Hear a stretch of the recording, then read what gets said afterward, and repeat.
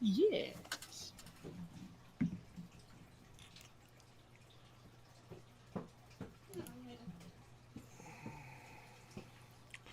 All right. Okay, so I got the stream up. Everything's up. You guys ready? Yes. Yeah. All right. So you guys just exit the sewer. The Doctor, Solid, Raikou, and Raiden were heading to the Royal Court Inn, while Raz, Artemis, Fox, Asgrim, and Amelia, you guys are still standing outside of the Grinder, which is the arena.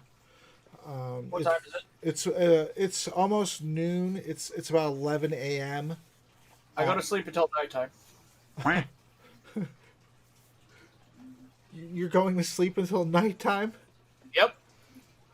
Okay, go ahead and go to the inn then. All right. Does anybody give me shit because I'm a goblin? No, it's actually rather normal. You've seen a few not many, but you've seen goblins so far in this town just since you've been out of the sewer. Okay. Well, how much does it cost to be to spend a night here? What at the inn? Yeah. Well, they actually have a group room, and there's some unoccupied beds, so technically it would cost you nothing. Okay. They rented the room out for a week, and they have until Sunday morning until that week is over. Sounds legit. I sleep till nighttime. All right, well, move yourself on over there then. Where's, What's that? where is that? Where everybody else is at up there.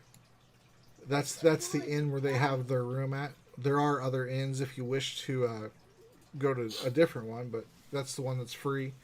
Includes one meal a day. Besides possibly the inn, is there any place where I can get baked at? Where you could get baked. Baked? Oh, No fucking sewer. yeah, the bathhouse that's connected to the barber shop. I thought you said baked. I was like, Jesus. Well, that too. That's after. That's afterwards. All right, so I'll adjudicate those things after. Fox and Asgrim, and also Amelia. You guys are outside of the grinder, and you see a rather large line actually forming as the attendant is taking people's coins for entry into the event, and the line is actually growing rather rapidly. And you see clusters of people form, like groups of people forming before they get in line. What would you like to do? I look at Fox and say, if I remember right, you had your own entrance over there as a fighter, so you should probably go there, and I'll go inside and see what I can make of money. Yeah. So far, the goblin attendant actually, since you asked if the goblins are here, the attendant ironically is goblin. Farjan, he recognizes Fox Adon as one of the entrants, and ushers you through and tells you to go down the hall to the right at the far end, and you get what's this say? Oh no, never mind. Okay, sorry. He tells you to go to the room at the far end of the hall and await instructions there. The contestants will be going on the far left side and on the far right. Your group is on the far right.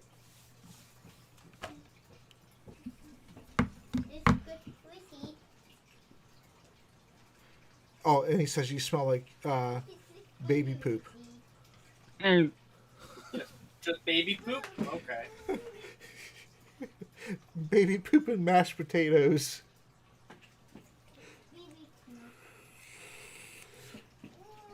Are you muted, Fox? What are you doing? Huh. Bliss. Fox. Oh, he died.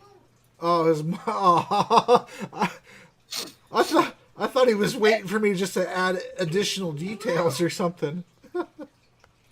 Well, everything's breaking today. Your camera's not working. And he's Mike, can't hear him. ever Tom since Messiah is displeased. I started using Roll20, it's messed my camera up somehow. So whenever I go back to stream video games versus D&D, I have to unplug my camera and do all these other things to get it to work. And then when I go back to Roll20, I have to do the same thing again. Well, you wish you could always try using He's your asking how long until the fight starts. Yeah, I see that. Yeah. So Farjan says, well, the initial fights will probably start in about 2 hours. We're letting people into the arena, and then once we get to about 75% capacity, we'll start the first fight. I don't know what order that you'll be fighting in. There's 3 fights scheduled for today. I'm not sure which one you'll be. And we allot an hour of time for each fight, but that usually is half of that time is usually to clean up for the next fight and for intermissions and things. Okay, that's not a problem. Yeah, you probably want to be presentable since you'll be meeting the king, and so I would advise you heavily not to meet the king in such a fashion as you're in currently.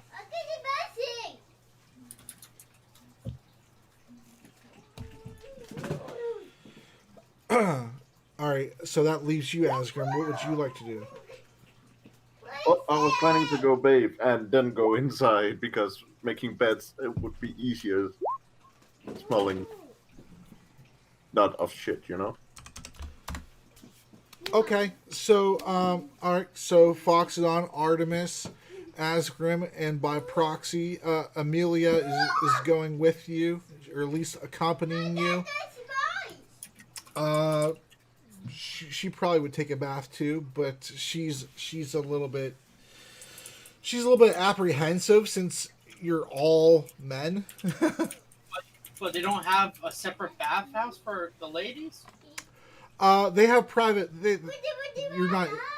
Yes, they have private baths. I explained before you joined the campaign. I had explained that to them. But yeah, there's private baths and a communal bath in the middle. There's three private baths on each side of the large communal bath that dominates the center. And prior to getting into that area, there are changing areas with with towels up above the door.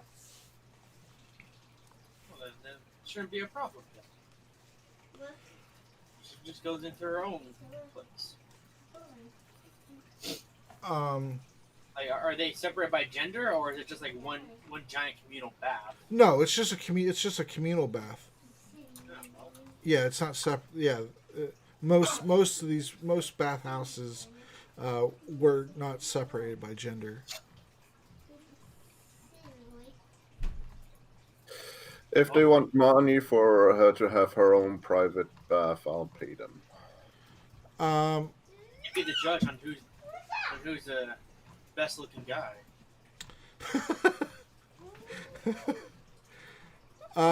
Yeah. So the tabaxi that you paid the first time you guys went into the bathhouse.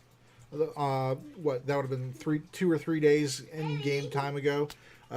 She's there, Violet, and she tells you that it'll be 2 gold for a private bath, and then the communal one is just 5 silver pieces. I give her free gold. We hear you. Oh, okay. Good. What? Oh yeah, there you are, Fox. I can hear you now.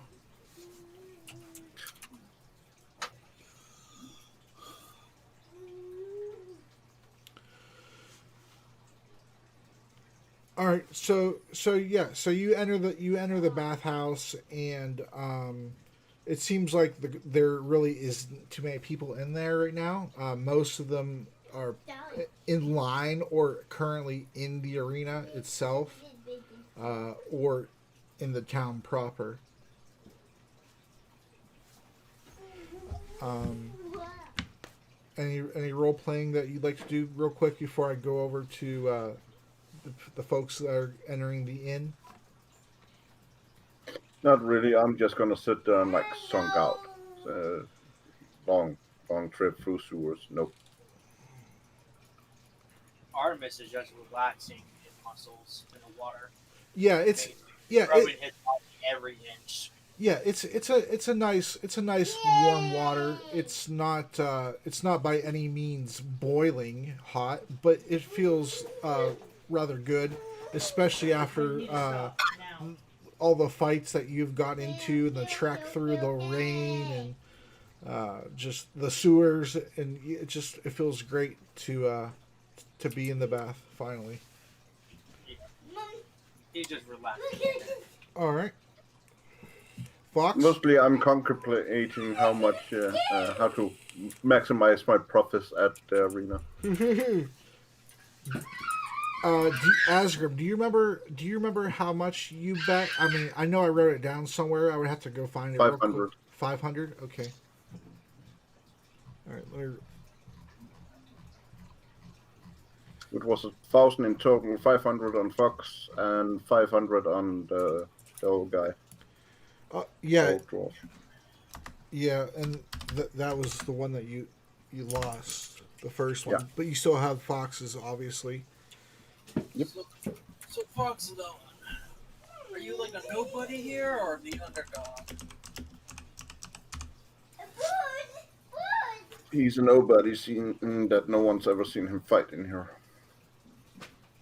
So good chance to make money then. No, not really, since it's just a 1-to-2 system. Well, If you win, you get the twice amount back that you bet. that's not too bad.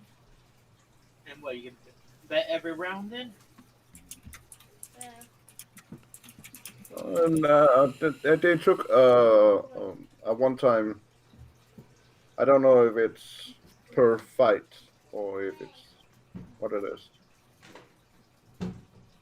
I look over at some of the other people in the bathhouse. How does the betting work at the arena? Is it just per round, or is it in just a one-time bet for him to win it all? You see a female elf. You would recognize what type of elf from your journeys in the Feywild.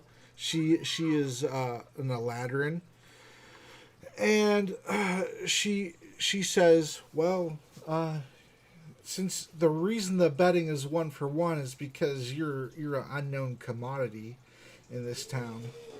If you've never fought before, then the bets are just a 1-for-1 ratio.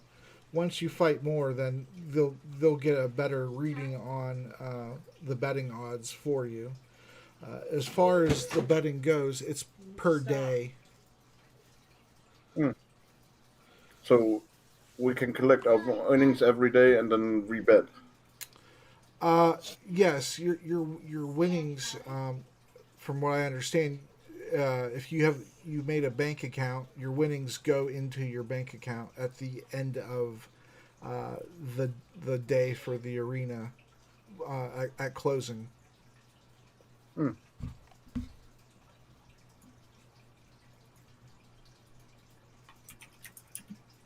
I don't want this to be rude, but you look amazing.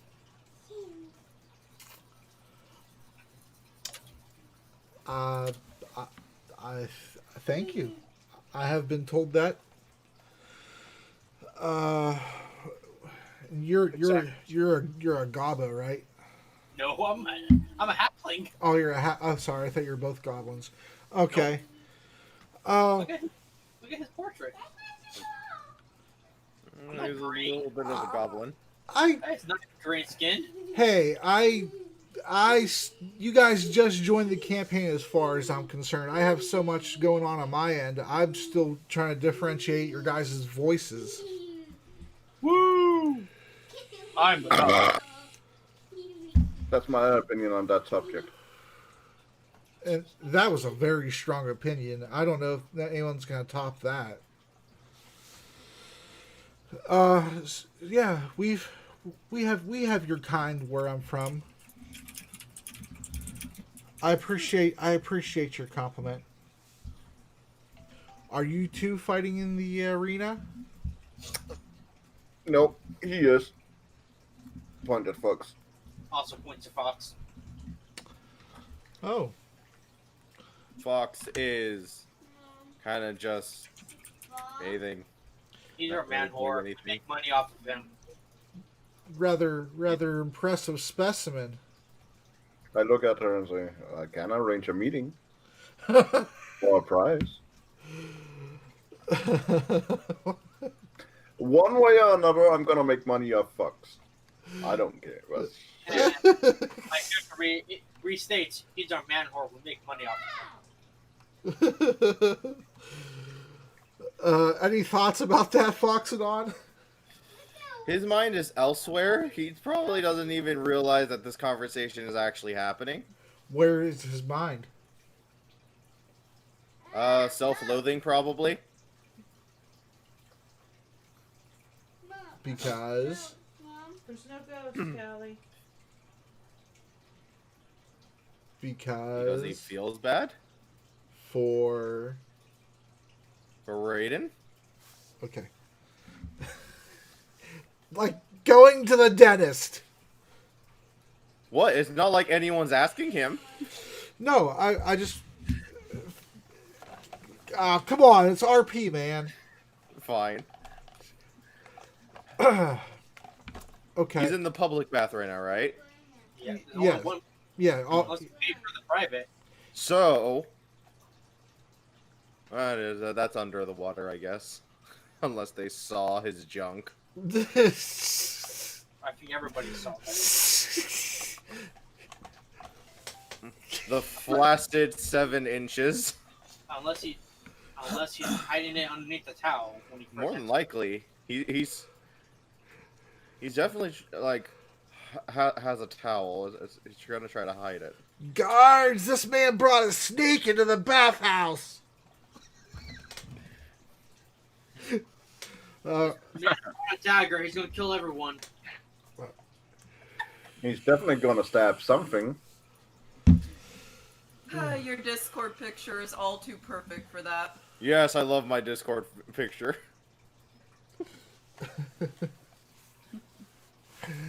All right. So, is there any other things that you would like to ask her? Nope, just admiring her as I relax. All right. Yeah. So she's just to give you a better picture. She's like she's 4'10" or so. She has greenish color skin, and her hair actually looks like ivy leaves going down over her ear, over covering one of her ears. And then her other ear has a stud piercing, and she has a scar under her left eye. Just to give you an idea of what she looks like. Alright. All right. So, if you guys are done, then I'm gonna go to the other group since you guys are split. That's fine. Well, not unless she's interested in a meet and greet. Oh, you actually? Oh, I thought you were trying to be funny. You actually asked her that. No, I'm already taken. Sorry. Yalla. Yeah. I can already hear it now. Oh, let's see. And my favorite color is green. What does that have to do with anything? I thought we were mentioning things that don't matter. Oh my god. Oh, all right. So Dr. Raiden, Solid, Raz, and Raikou, you all file into the Royal Court Inn. and I'll pull that up here real quick for you guys. I'll copy you over. I'm gonna leave a copy of your characters on the main map, and then a copy also in the inn. Move you over here. Let's see, copy, then move you back. Move local court in.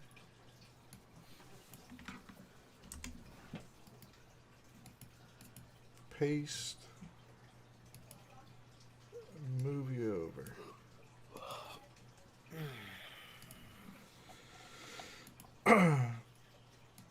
All right, so you all file in to the Royal Court Inn, and there are a few people there at the tables eating, and the the one for Doctor and Solid, you would notice that the normal usual innkeeper who's been there throughout the week is no longer there, and it seems to be a dwarven male now who's there for the weekend, and he greets you.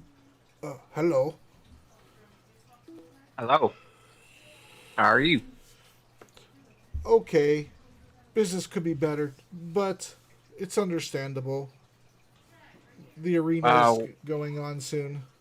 How can I help you? Oh God, you smell. What is that?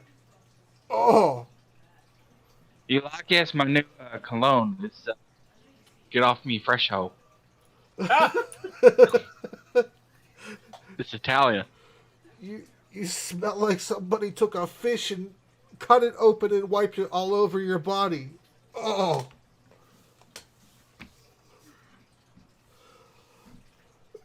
I'm glad there's not very many customers here. You would chase them away. Oh. First things first, we would like to have a bath, if that's possible. Secondly, we will be up to our rooms. Oh, that room has that is your guys' room. Oh, it's been empty for a few days. It's still open for you. The beds are freshly made. I don't know if you want to go in there right now, stinking as you do. We don't. No, we're going to go take a bath first. We don't have any bathing facilities here. You might want to check the bathhouse. All right. What happened to the other guy? The other guy. The one who was up here at the counter before. The lady. Yeah. She works during the week. I work during the weekends. Ah, I see.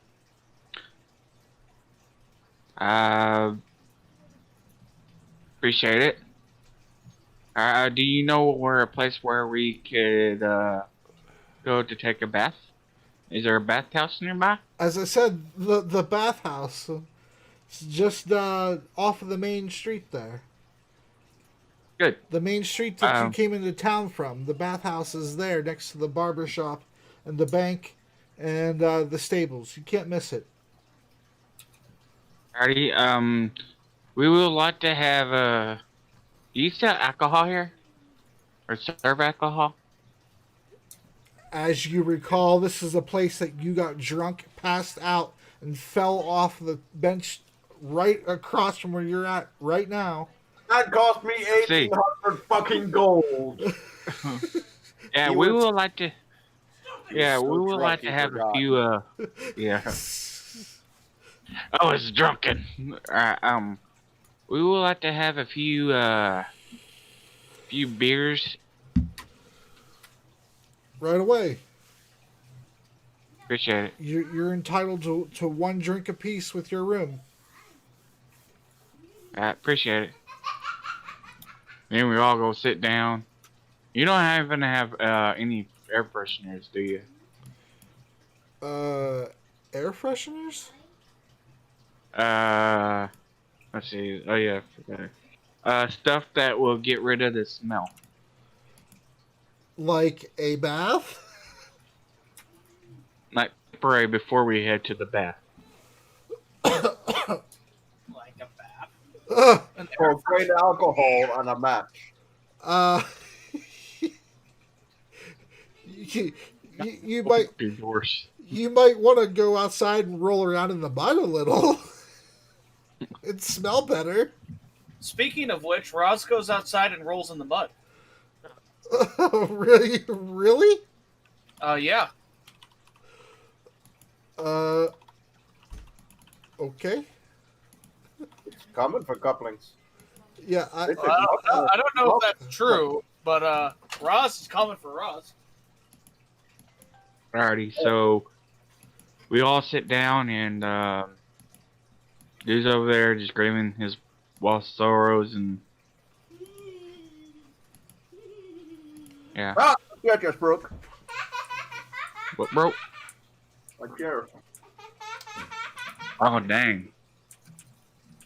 all right. So Roz, after the dwarf tries to tell a little joke, Roz takes it seriously and goes out and starts rolling around in the middle of the street and plopping in the mud.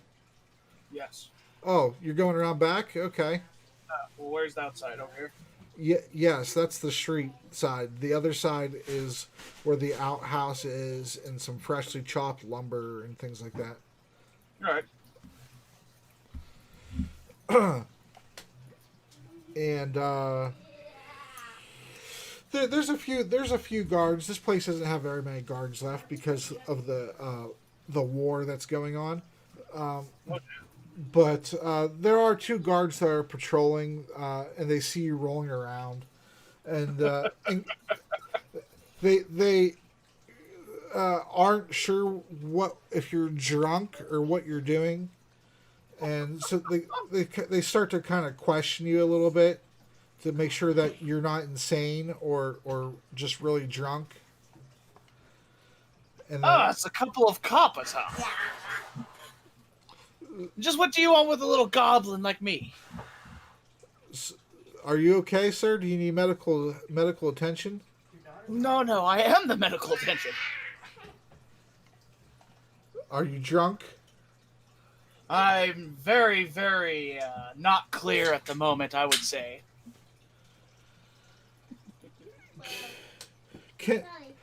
How much longer do you plan to be rolling around in the streets? Well, how much mud do I have on me? How much money? Mud. Oh, at this point, you've been rolling around for a while. This road it just rained the other day, so this road is actually kind of sloppy. So you have probably a pretty good coat of mud on you. You're not completely caked in it yet, but you're getting there. I think I'm about done.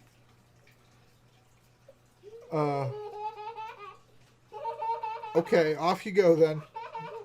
Don't cause any disturbances. You probably still. Oh, me? Never. I assume you still probably smell like shit though too. Nope. Go to sleep.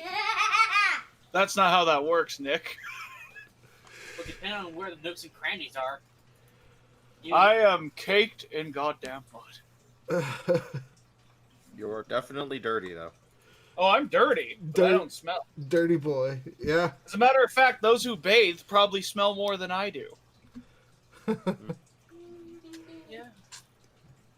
Just with the fragrance of soap. It's lavender scented water they are in.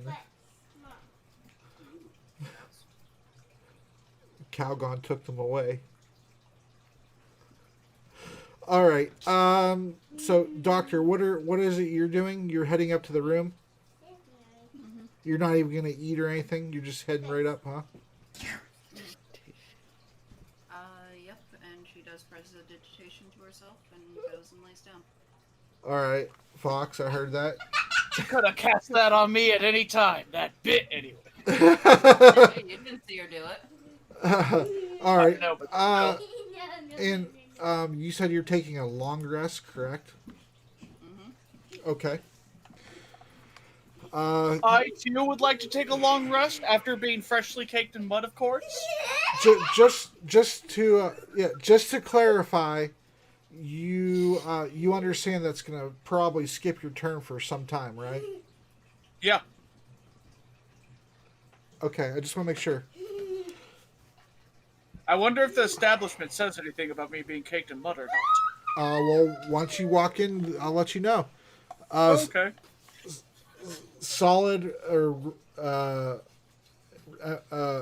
Amelia, you could tell Amelia what to do if you want to Asgrim, or she could just go about, kind of.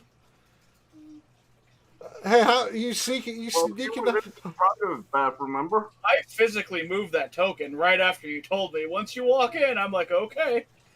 Yeah, why is Amelia? Oh, I see. Amelia was. She must have still been left in there. My mistake then. You were both on. I was like, Yeah. boop.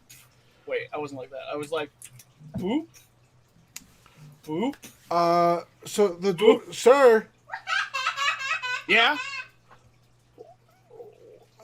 I didn't. I was telling you a joke. I wasn't meaning literally go outside and go roll around in the mud. Go on. Our rooms are not designed for somebody such as yourself to be so Well, I muddy. am kind of important. I don't blame you. You are going to attract mud through our establishment and on our Well, that's what the cleaning people are for, I thought. and our fine silken sheets. I'm sure it'll wash out. If you plan on going up there, I will have to demand that you give at least 100 gold deposit 100 gold! for any damages that may happen. That's blatant robbery. I'll deposit it back to you if Are you there are no discriminating damages. against me because I'm a goblin? And he looks at you. He looks at you inquisitively, and then looks down at himself and notice that he's a dwarf. Yeah. And dwarves are also discriminated on, maybe not as much as a goblin would be, but to say, hey, we're both short. That's not going to work on me, sir. I'll have you know that I'll get all the other goblins to avoid your establishment. Our establishment is owned and operated by a goblin, sir. Oh yeah, what's his name? Her name is Delilah. So can I roll something to see if I know who this Delilah is? Have I ever heard of this Delilah? No, you didn't. You wouldn't have. I wouldn't have, huh? No, she. Oh no. yeah, well where can I find this Delilah? I want to speak to your manager. You being a Karen right now? This goblin is being a This Karen walks into your establishment, dripping in mud, demanding that she gets to sleep in her bed. I'm a male, by the way. You're Karen, you're a female. With all that mud on, nobody knows for certain. Nobody knows. Alright. Yeah, so where's your manager? Where does she live? In a house. I'm quite certain. This is very unprofessional, sir. As you're standing there in mud. Yeah, he takes this very indignant pose, like, bitch, how dare you speak down to someone such as I? Perhaps if you want to go places caked in mud, you may be serviced by another inn in town. This is an outrage. May I This say, is the last time you've heard from me, I'll have you know. Did you say this is the last time or this isn't? This isn't the last time. Please make it the last time. No, as a matter of fact, I'm gonna find your employer and I'm gonna get you fired. Right. Well, since I don't think that's gonna happen, but maybe. Oh, you'll see. Maybe. I'm sorry. He spins really fast as he can spin around on his heels to make the mud fling around, especially onto him if he can. And he just kind of like plops out of the establishment, like slamming his feet on the ground to get as much mud as he possibly can onto the floors as he leaves.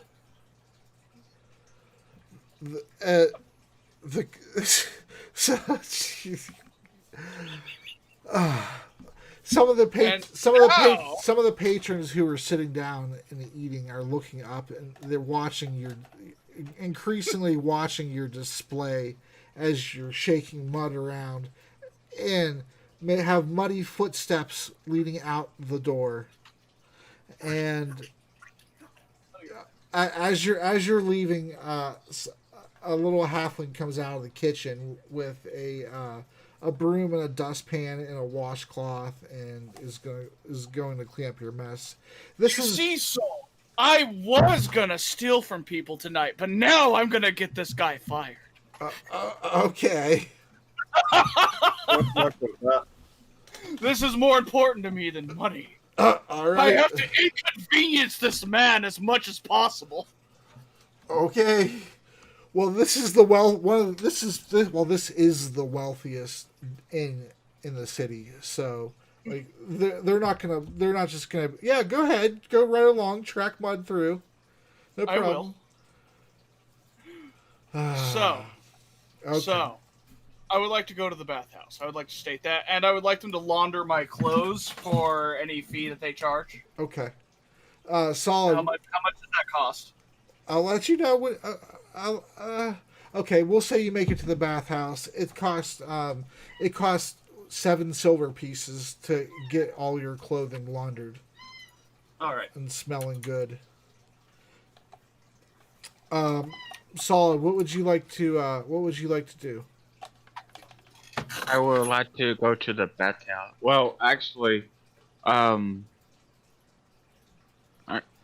thought the guy's wife is Ryden's wife is dead, and I thought he would be all down. So I thought I need to be with them. Yeah, that's perfectly fine.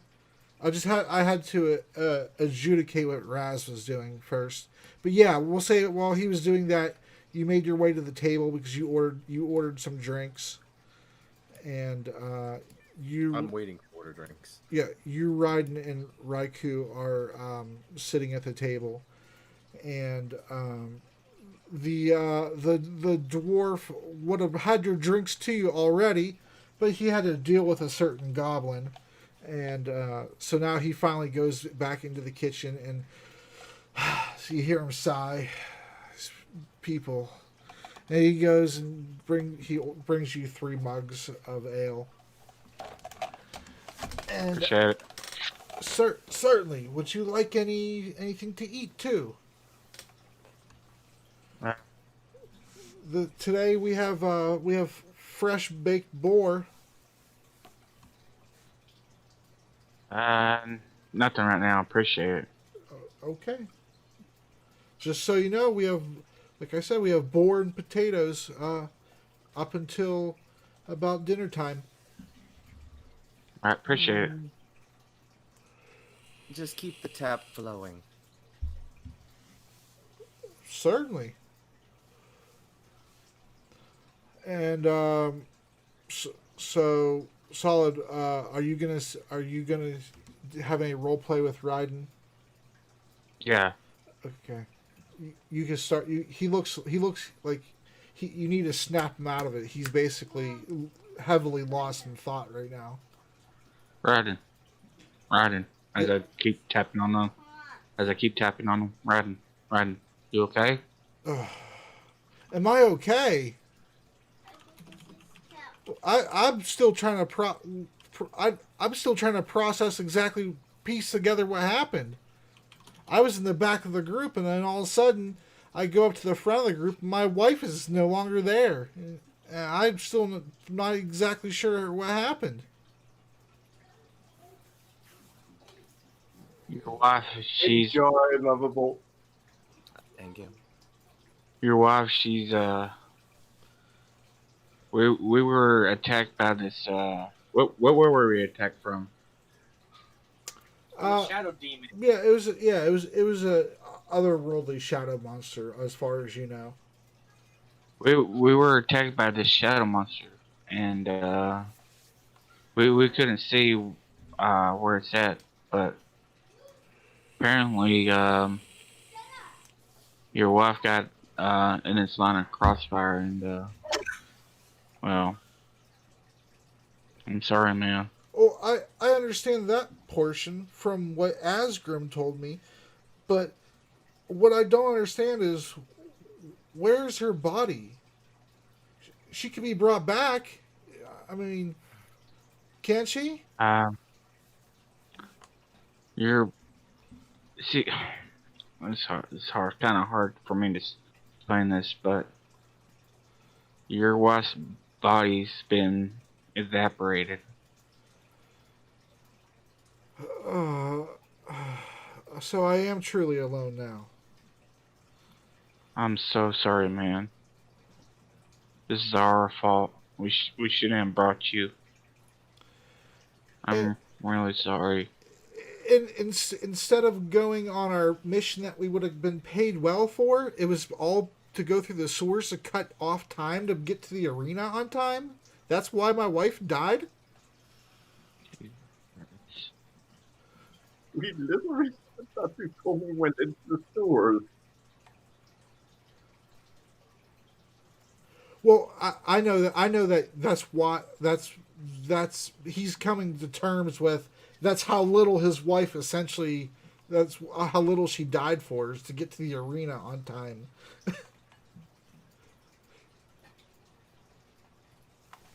We didn't know. We didn't know. I. God damn it. No one expected such a creature laid beneath there.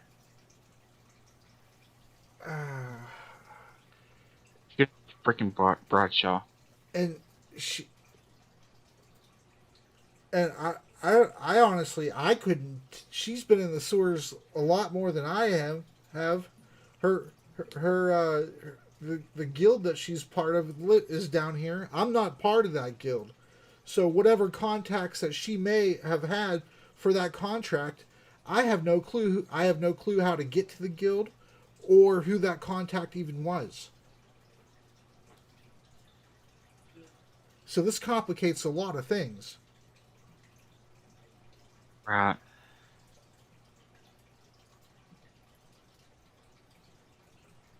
I'm trying to think if I should tell him about the Thick Guild or not.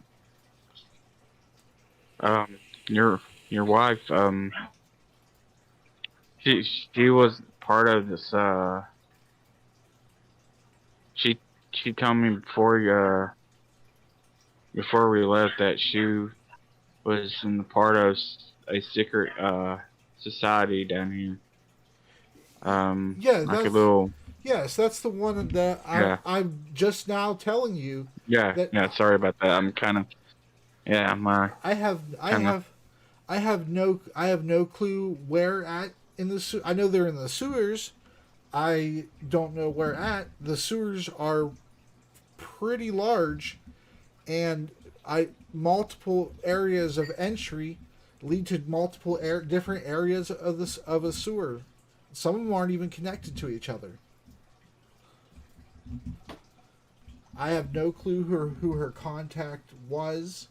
I couldn't even tell you who's in the guild.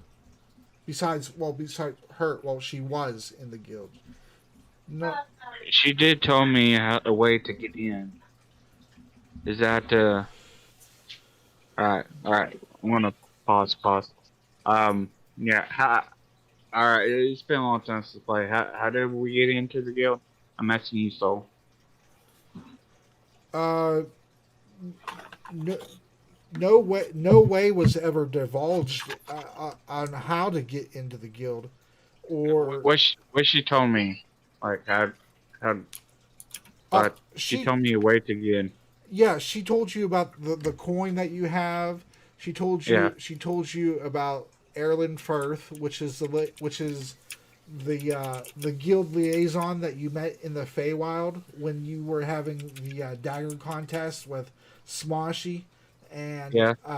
Navi, I should say. Yeah.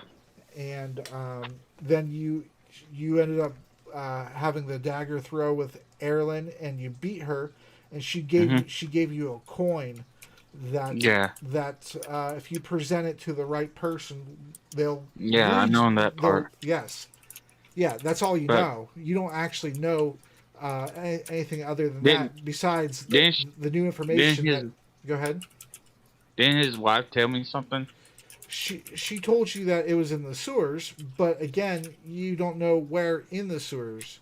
Okay. Okay. I thought she told me something. I'm sorry. It's been so long. That's All right. fine. Anyways. Anyways. Now, I mean, out of character knowledge, she more than likely, if the mission was completed, you would have had introduction into the guild that way. But since that's no longer an option, you would have to find a different way if that's something you still wish to pursue. Yeah. What's up, monster dog? Yeah, yeah. His girl got killed. Same. Yeah, she was killed with necrotic damage, and her body just wasted away and basically flowed like grains of sand down into the sewer.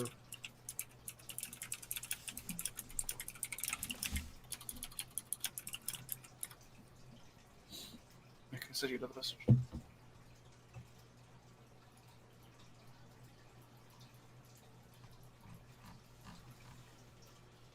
Okay.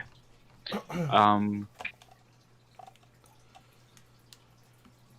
Yeah, it does suck, but I mean, so now we're just playing out the consequences of her abrupt end.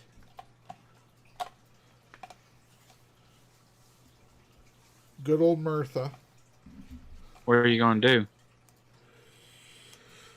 You're at okay. You're back. You're asking Raiden that.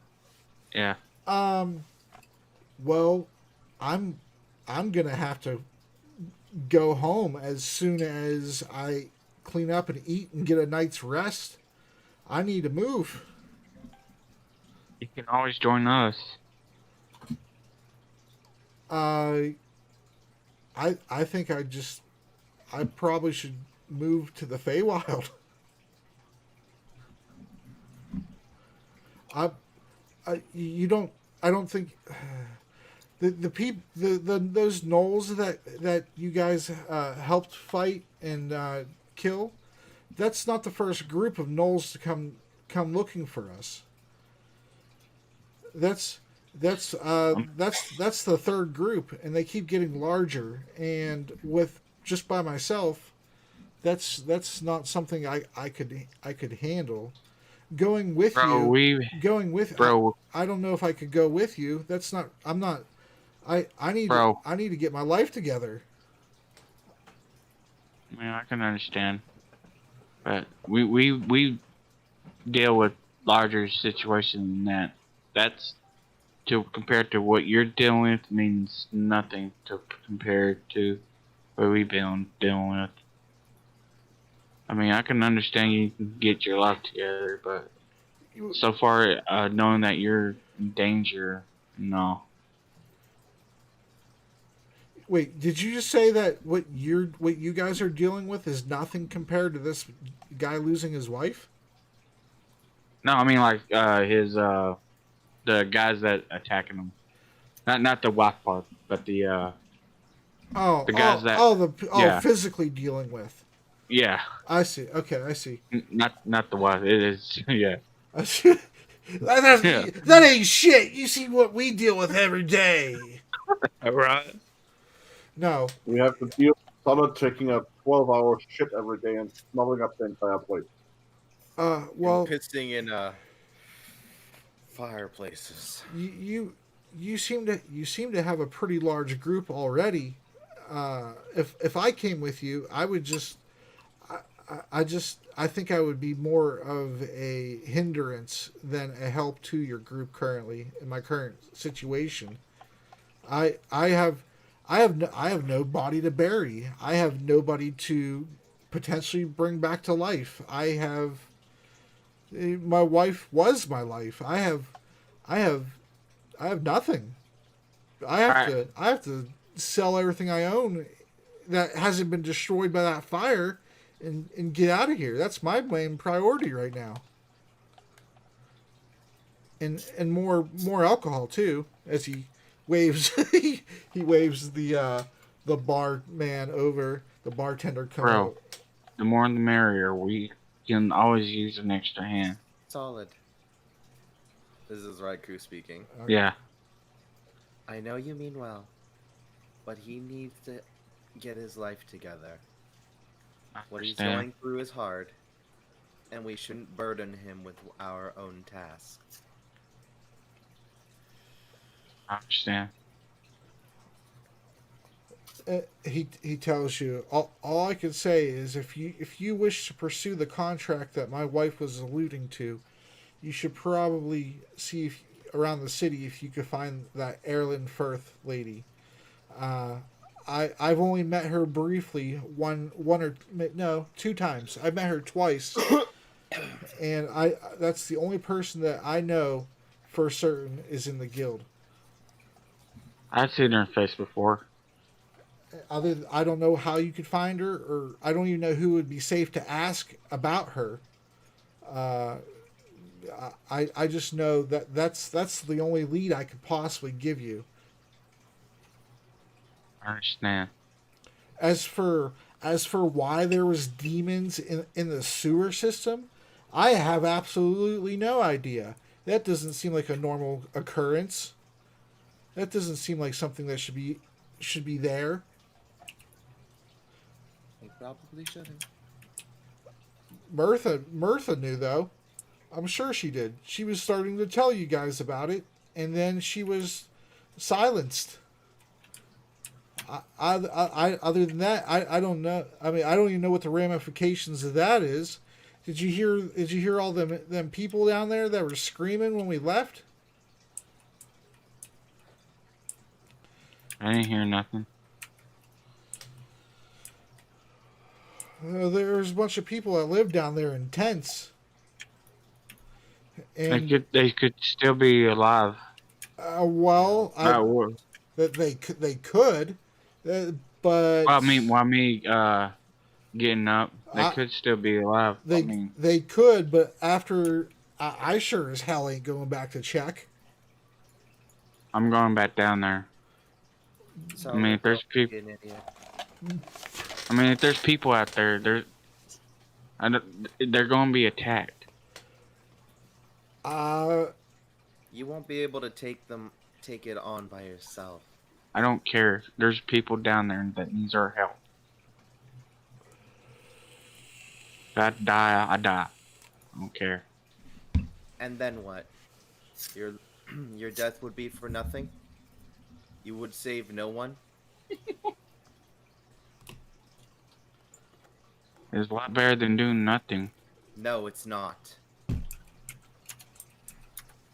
Well, what are we supposed to do? Let them die? No.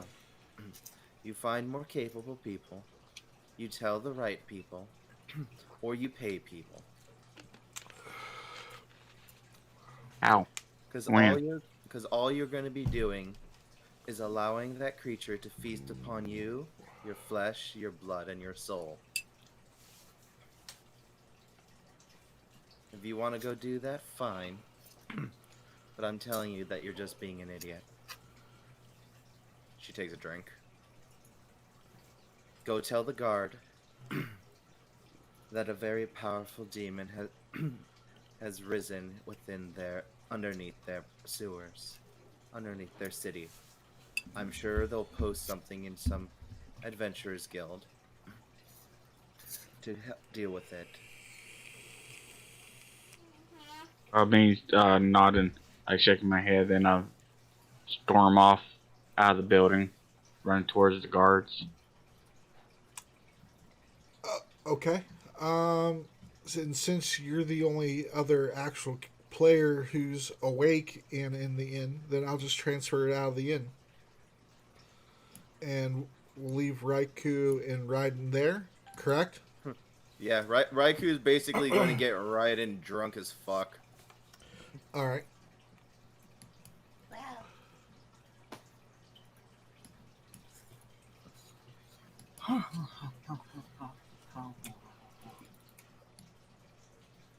Let's see who else. There we go. All right. Raz and Solid. Raz, you left quite some time before the conversation, so you have a head start. You were heading towards the bathhouse, correct? Yes, I would hope to meet Artie there. Yeah, and you walk into the bathhouse, and the Tabaxi Violet is there at the front desk, and she greetings, little one. How can I help you? Top of the day to you. I would like to use your bathhouse establishment. Yes, and she looks you over and sees the mud all I'd over. also like you to clean my clothes. Certainly. For your we'll say 1 gold piece. You're rather more soiled than most of the clothing that we have come through here. It looks like you straight took a bath in mud before you came in here. Normally I'd haggle with you, but you got a pretty face, so I'll agree. All right, and then will you be needing a private bath? You seen a halfling come around here? Yes, there's a group in there right now. One of them is a halfling, I believe. I want that one. That's okay. That's the public bath. That's fine. 5 silver pieces. Okay, for pleasure. So that's a gold and a half total. Okay, and then I'll have your clothing washed for you, and it will be ready for you on your way out. So this public bath, is it one actual big bath, like a jacuzzi kind of thing, or is it like No, it's barrels? it's like the size of half an Olympic sized pool. Damn. Okay. So he gets in. And the private baths are up on there's like two marble stairs, and then a size of a square jacuzzi, and there's 3 of them on each side of this half-size Olympic pool main bath.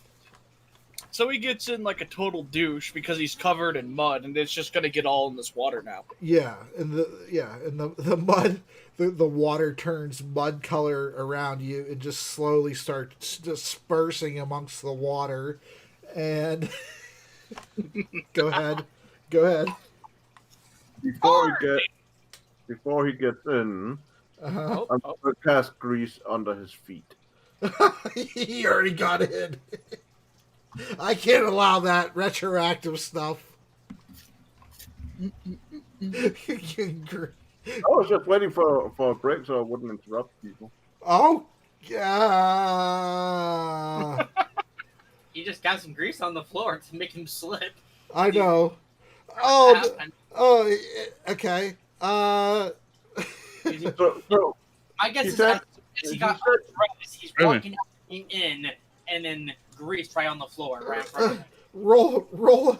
Roll a acrobatics check then Very well. to see if you maintain your balance or not. I guess that seems appropriate. I'll allow the grease spell to go off. That's fine.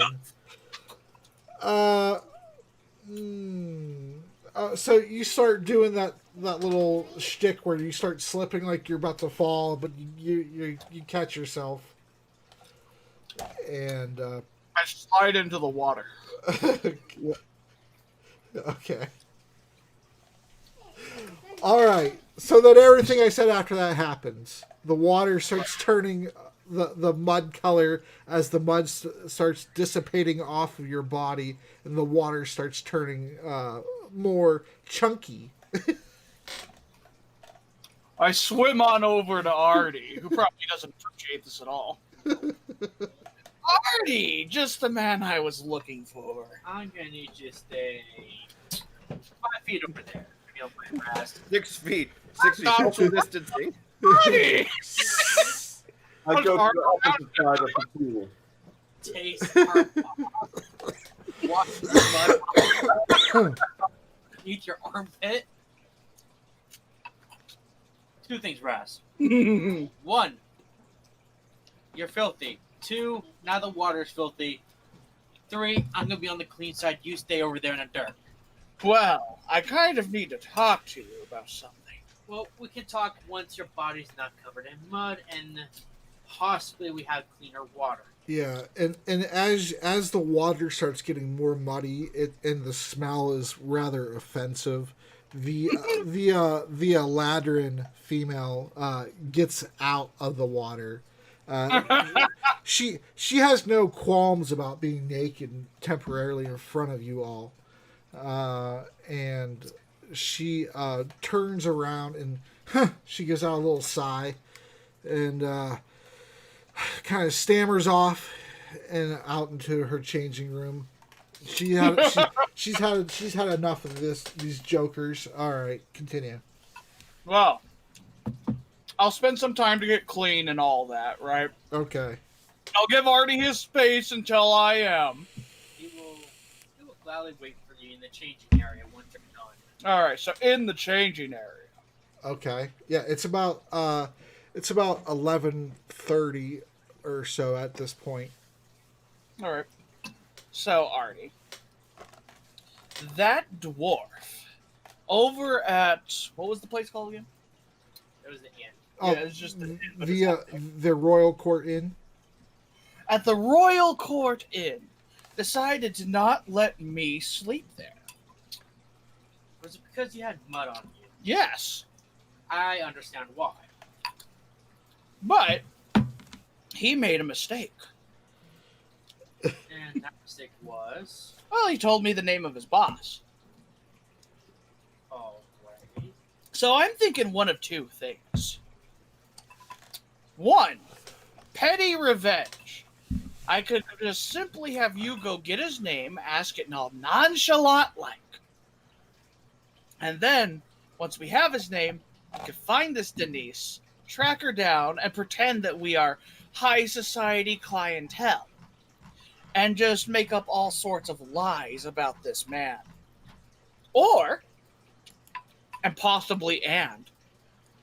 we find this place, because she's supposedly really wealthy, rob it blind, and then pin it all on that guy. Those are very good, interesting points. And just all because he wouldn't let you sleep Yes. while being filthy. Yes. But also I like money, so. I mean, that group over there is going to be betting on Fox and doing, God's knows what. Well, so will I. I like my money too. Well, you can bet on him if you think he's going to win. I mean, we just met the guy. He has a good chance, seeing how well he took down that freaking beast. Well, you could place your bets, and while they're doing that, maybe we can go off and do our own little investigations. Doesn't sound too bad of an idea. Thanks to the lemon, Solid. Yes, sir. So, get a walk around for this town, see what's available.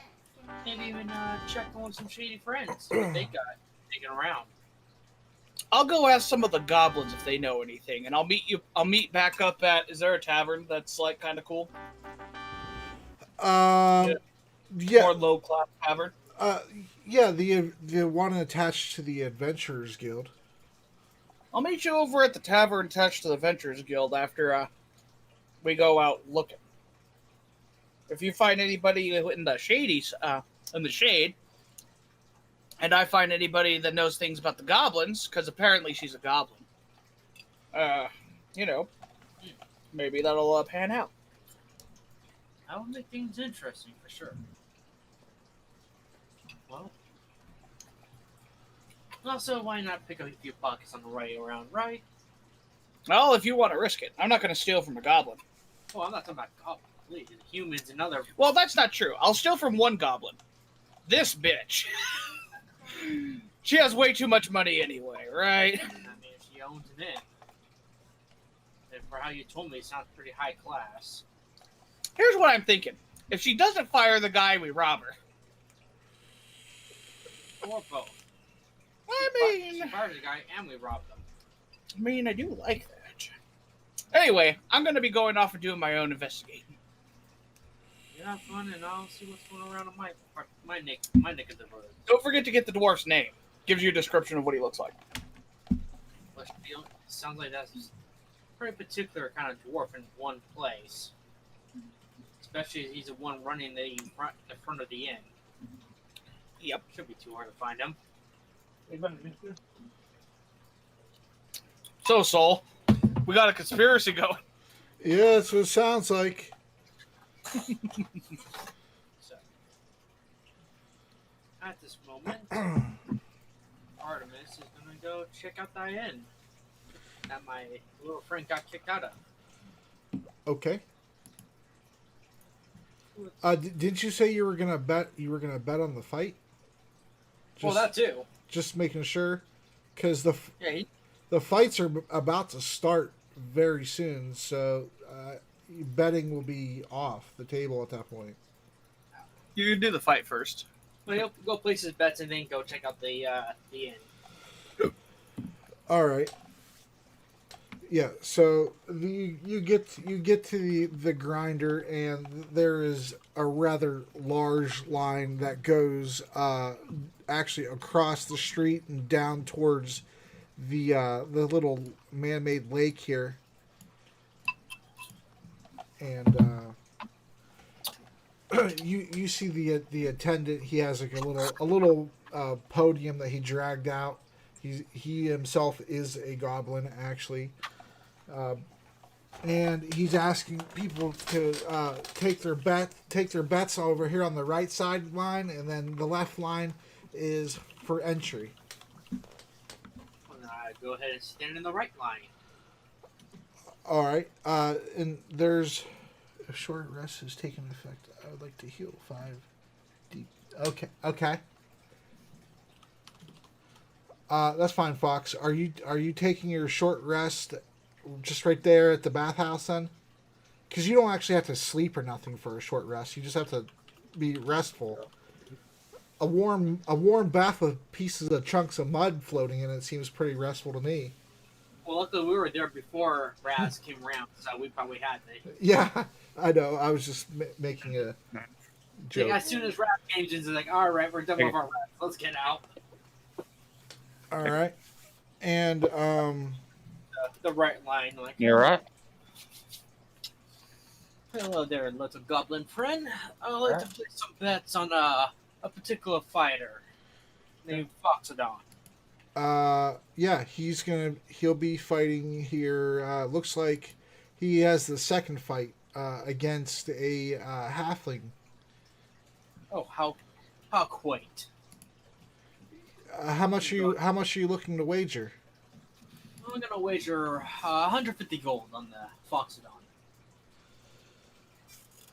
Do you have a bank account? I do not. I'll come back after the fights and pick up my winnings.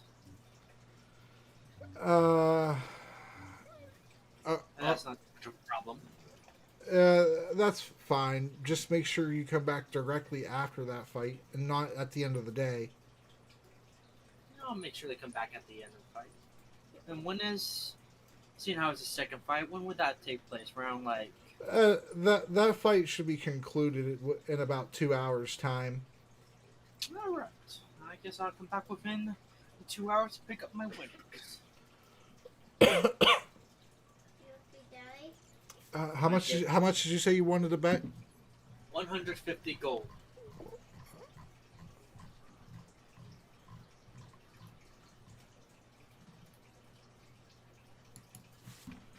right back. Checking on the kid.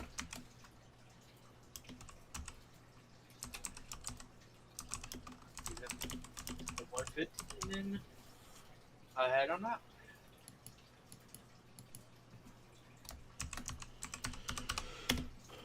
Oh, all right. So he said, he tells you the bet is up front, no IOUs, and once you place the bet, it's finalized. He gives it right up front. Thank you. Will that be all? That'll be it for now, yeah. I'll be back in 2 hours for my winnings. I got high hopes for this one. If you win. Oh, I have high hopes for this guy to win. You just said that. And I'm reiterating it. Oh. He walks off to the tavern, the inn now. The adventures, the lower class one. No, the upper class one. Oh, where we okay. have Okay, it's up here. Yep. Okay. Let's see. Whose turn would it be now? Solid. What are you? You're leaving down the street. What are you? Where are you going to? To find the nearest guard. Oh, okay. Yeah. There's a guard post actually at the end of the street here, where the main street turns off to the side street where you guys have the inn. So it'd be like right here actually, and you would see Raz leaving the bathhouse. Thanks for the lemon. I'm just here.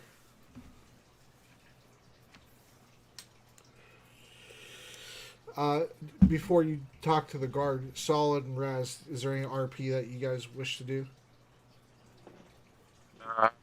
Raz is not here at the moment. Oh. Okay. Raz stepped out of the room. Okay, no problem. And so there's a guard there, and as he sees you approach, yes, what is it? How can I help you? I would like to inform you that there are monsters in the sewers that I need some help taken care of. They already killed our friend. I see. How long ago was this? About 30 minutes ago. There's our people down there, and I don't know how many monsters are down there, but we need to go now. We're kind of light staffed now. Most of our we kind of are operating a skeleton crew, so to speak, now because of the war. How many guards do you think we will need? All of them. I don't know. I don't know how many's down there. I just need to know. It's all of them. All of them. You realize he kind of laughs at that a little bit, but he's trying to take you seriously, but he feels like he's not really sure if you're telling the truth or if it's some kind of clever ruse. He's like, you realize that for the town of Coventry, this is the busiest time of year, right? During the festival of Horn Moot, and on the day that the arena is going. There's freaking people down there. The sewer is overrun by freaking, I don't know what they are. We were just freaking attacked. I could go with you. Me and 3 other guards could go with you. If you could lead us to where you came out of. You realize this city has 3 different sewer systems, right? And 2 of them aren't even connected to each other. I can show you the one which me and a group of friends came out of there. One of them killed one of the freaking monsters. Killed our friend. I need some help. Okay. And he looks over at the guard who's across the way, and he there's a guard who comes out of the guard post here, right on the fountain square, and they kind of briefly tells him the situation, and you have 4 guards now who are willing to go with you. Y'all stuck up on health potions? Health? We don't have money for health potions.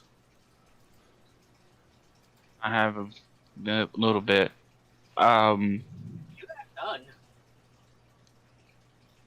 Well, I recall you don't have any health potions. That is true. You don't have any. You didn't use all, of course. You didn't take the Wait a health minute. potions off of the desk before you guys left. The party did, Yep. and they already used them, both of them. Fox, Wait a minute. I took them, and I Go. and I used them. Yeah. Where was?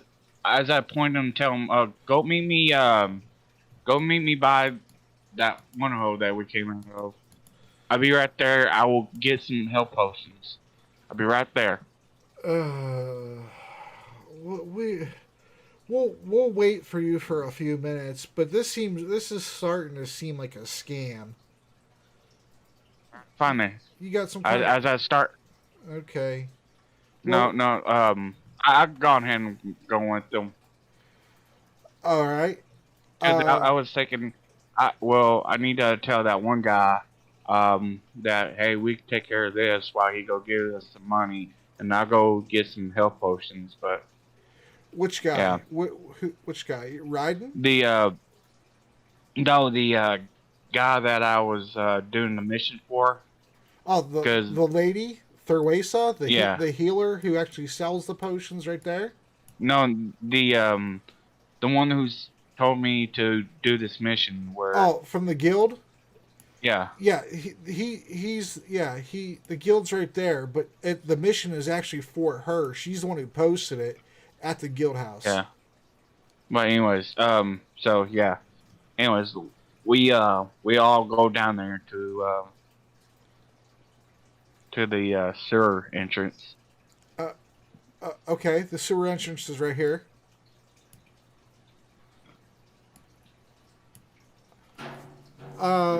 All right, and is Raz there yet? Nope. No, he's still gone? Okay. Well, Solid and 4 guards would be running past Raz. And I would assure you that, knowing Raz's character, he would not care. He wouldn't care? Would not follow. Thanks, Monster. He has his own task on hand.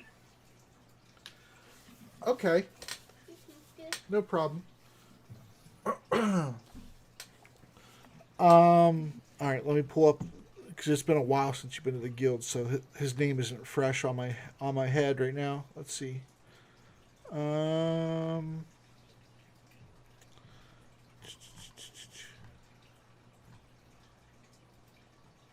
See the engine.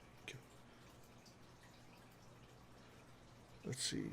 Guildmaster Rory Velerand, but he's missing. So it's right now it's Jorg.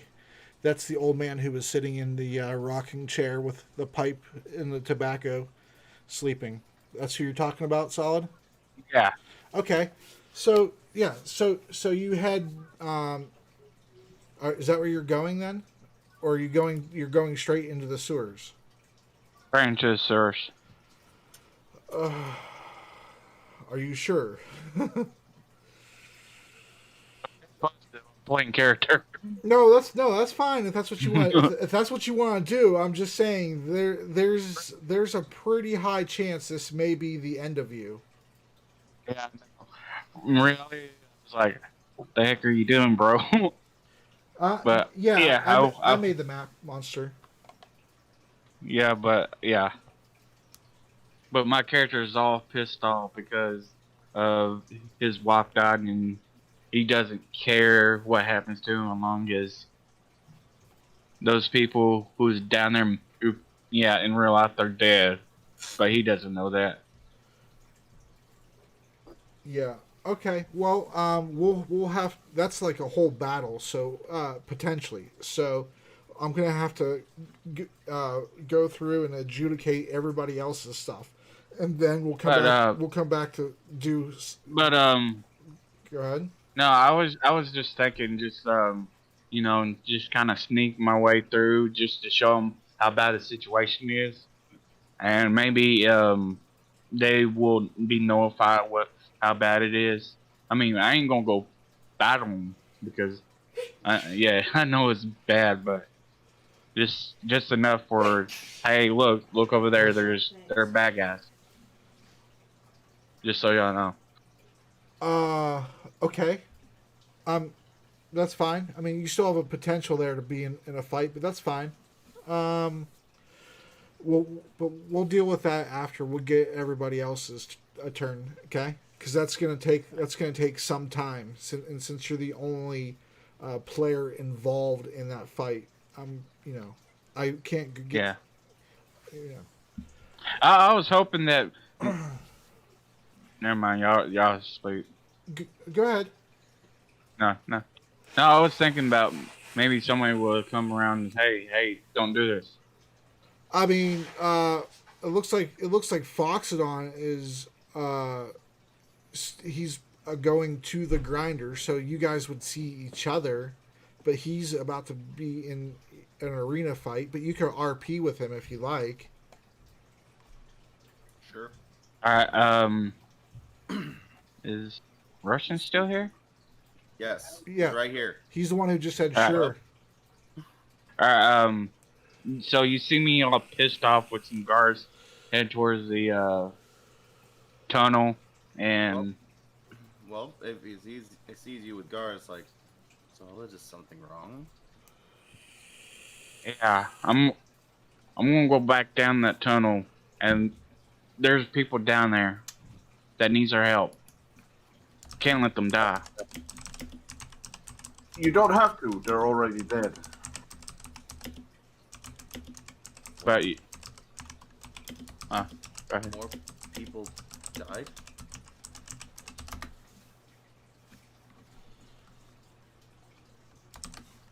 What do you mean, Asgrim?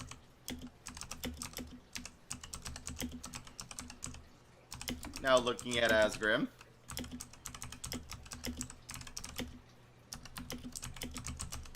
Did I cut out? Nope, you're still here. No, you're still here. Okay. I think Asgrim went to put his kid to bed or something. Yeah, He just talked. yeah. Oh, did he? Yeah, he just talked. My fucking Discord being a dick. Oh. Okay. No worries, bro. You remember that other demon that we were running from? Yes, I thought we outran it. Yeah, where do you think it went? I don't know. It went to the encampment below. Encampment. The homeless encampment. Yeah. The one that you're actively going to. The one that. Yeah, alright. Yeah, I know about the encampment. I just like in character. We yelled at them to run, but they didn't listen.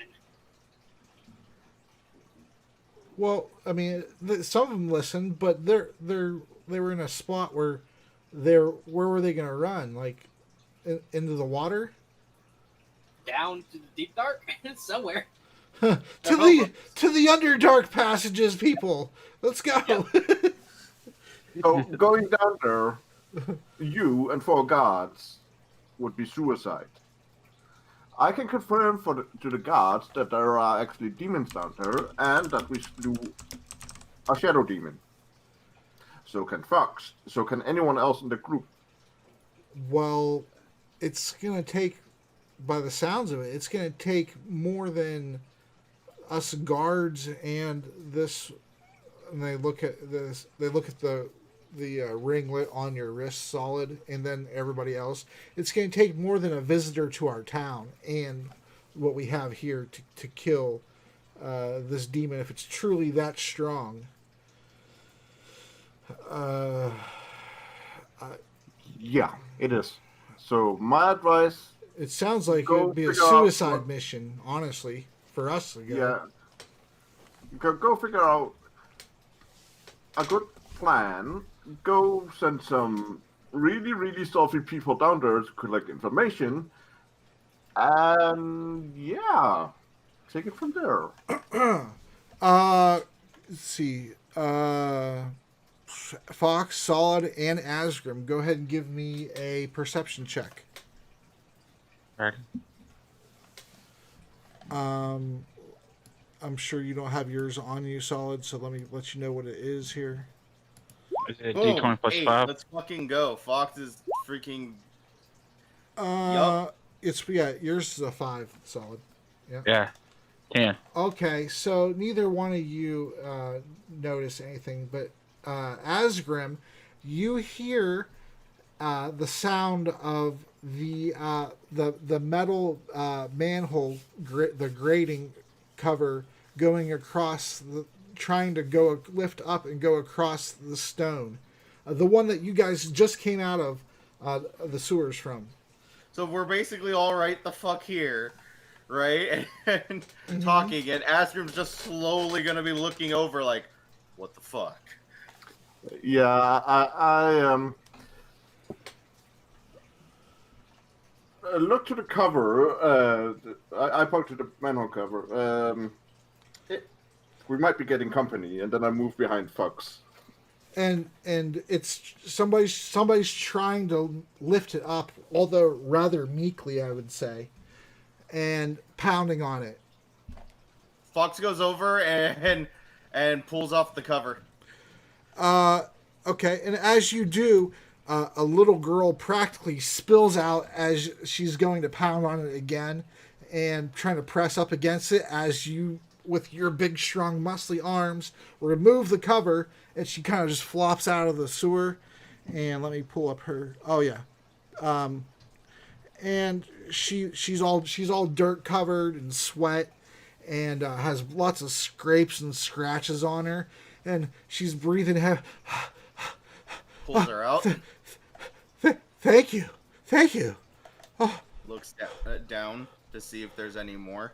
No, she's. Is there anyone else that followed you? I hope not. The way I got. Oh my god. I dove into the water, and the current drove me down further, and I was able to. Oh god. That thing is. So many people died. Oh my god. So I walk over to Fox, and I kind of like take his hands off the girl and then lead her over to the guard. You should follow these gentlemen. They will provide some food for you, some drink, and you can tell them everything that happens. She's about a 7-year-old girl with matted blonde hair, and she's all cut up, and she's very wet and kind of shivering, and she I'm also pretty sure they have a fireplace there where you can heat up. Is somebody gonna go check for survivors? I don't know how many people are left. People ran out from all directions as that big floating. That's why you need to tell them what happened and what you saw, so they are prepared to go down there and know what they're gonna face down there. Okay, thank you. I'll go with them. I look at the guard, and you better feed her well, treat her well, and make sure that she has a place to stay after. We could take her to the guardhouse, but she could stay there for the time being. But we all have shifts to do. I suggest that you come check on her at some point. You're cutting out, bro. Who? Nah, you're fine. I'm cutting out? Nope. It's probably me. Yeah. My bad. You might want to leave the disc and rejoin and try to fix I hear you fine. Okay. Yeah. Oh, who was it that was joking about another one bites the dust last time we played? I think that was That me. was either way. You guys, Go look into go look into post.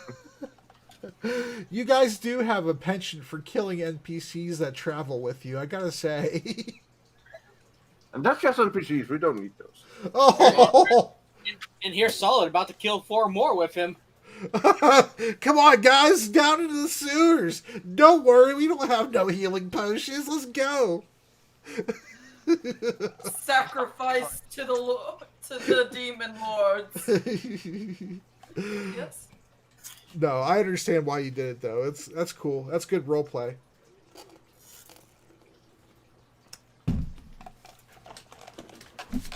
Everyone into sewers, sacrifice to the pipes.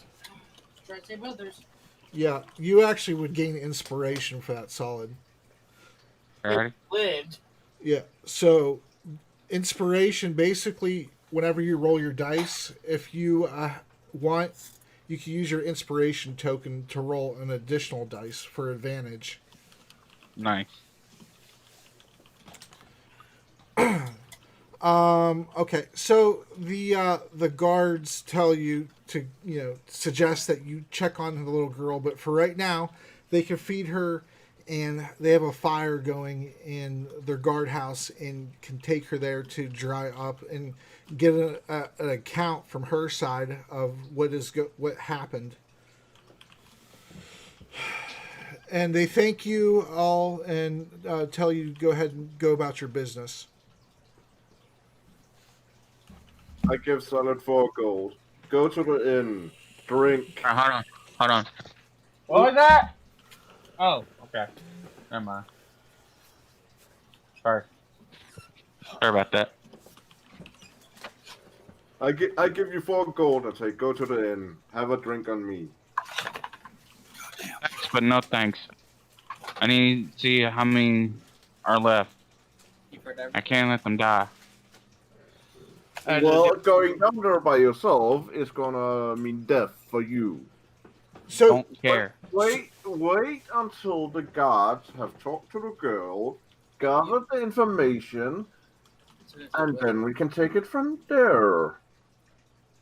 Wait, so we just wait while more people die? You're welcome to go down there and die yourself. I'm not stopping you. Fine by me. oh, whoa, the heat. Could please one of y'all trying to snap my character out of this? I really don't want to go down there. The heat. But I'm asleep. The heat off that conversation. It burned my mustache. You are more likely to succeed and avenge everyone who has died already if you wait for them to get the information. Get some equipment, get some healing potions, get some other potions, Yeah, shit, fuck. We're all fucking banged up from fighting that shadow demon earlier. It's pure stupidity to go down there. There's more people down there who's scared to death. I know, but you can't do anything. I gotta do something. I can't just sit here and have a huge Then luck go streak. with the gods and listen to the girl's story. Make sure that they get all the relevant information. Alright, fine then. All right, about this At time. least it's better than nothing. About this time, you hear the clock tower chime to signify that it is indeed noon. Fox, what would I assume that you would? Going to the grinder. Yes. Okay. Do you remember the directions and everything? Eh. Down the hall, second last door to the right. Yeah. Yep. That's pretty much it. And so you get to the room, and there is a short, stubby little gnome in there, and you see that there are other people in there right now, presumably other of the contestants, and I'll explain them here briefly in a moment. Can I slap his shoulder and wish him luck Sure. before he goes down the hallway and just pump 40 hit points into him to make sure that he's tapped off? 40. All I need is literally 8 HP. Well, I'm pumping 20 into you because I didn't know how hurt you were. So I'm taking 20 damage. He's getting 40 health. You cannot slap his back and wish him luck, but you can pinch his butt and wish him luck. That's fine. I'll allow that. Okay, I'll pinch his butt then. Okay. His And you will feel a rush of acceleration and inspiration towards winning this battle. His firm, manly, muscular ass cheeks of doom. Fan art time. Wow, wow. All right. Let's. One of these days I will be serious, and you guys will just see that in the Discord. Oh, jeez. Here, I gotta move your Do you character think I down would here. care? Real quick. Copy. All right, put you back there. All right. Okay, and then Asgrim, I assume you're the only one going into the arena itself, or to watch, or are you not watching and doing other things instead? I'm watching. Okay. All I'm right. gonna try and get a few side bits to make some more gold. All right, let me copy both of your characters then over into that map. I'll move you down here real quick. Copy. There we go. And before I start the arena portion, Solid, what are you doing now?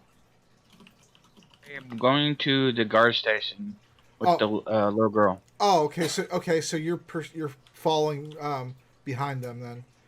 Yeah. They left a while ago, so you're just you're like down the street from them, but you can still see them.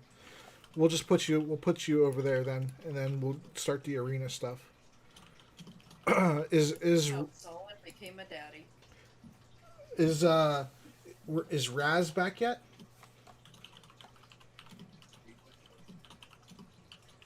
Yeah, I'm back. I was kind of thinking that if the little girl doesn't have any family left, That little girl's can still a demon. That's what I said. like, I don't know, maybe somehow just let Ryden take care of the little girl. I mean, It will give him purpose. I mean, Yeah. that's something you can role play out, sure. But for right now though, Raz, since you've been gone for some time, you're still out of the bathhouse. You seen Solid and accompanied with 4 guards pass by you, kind of with purpose at speed, and then you seen him. And he's not shackled, right? No, he's okay. not. It's just checking. And then they about 5 minutes or so pass by, and they start walking back past you again. With Solid or without Solid? No, with Solid. Trailing behind them though. But they have a little girl this time with them. She looks like she's about 7.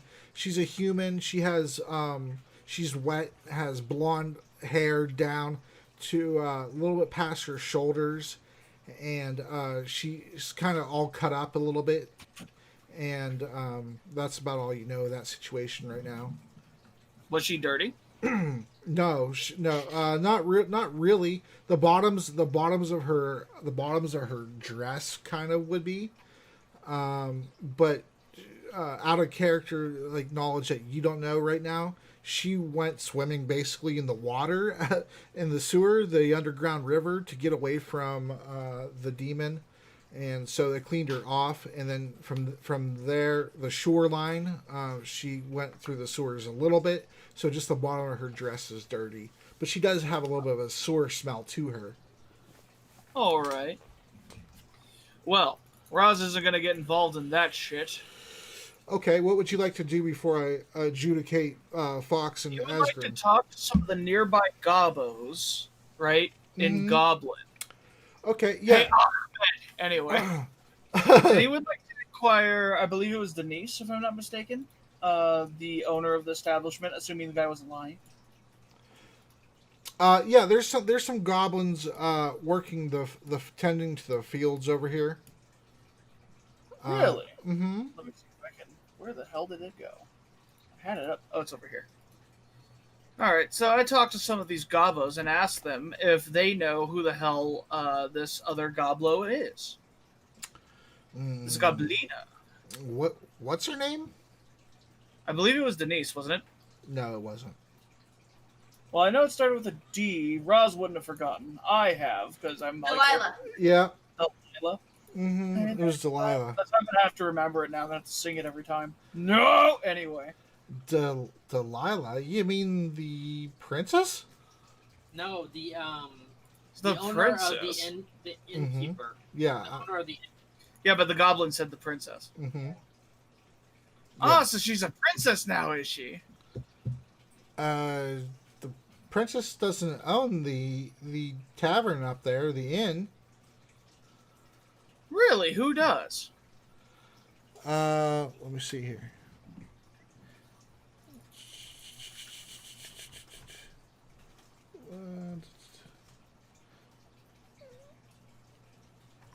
Where did I put her name at? Give me a second. I put everything in alphabetical order here. Oh, Jocelyn.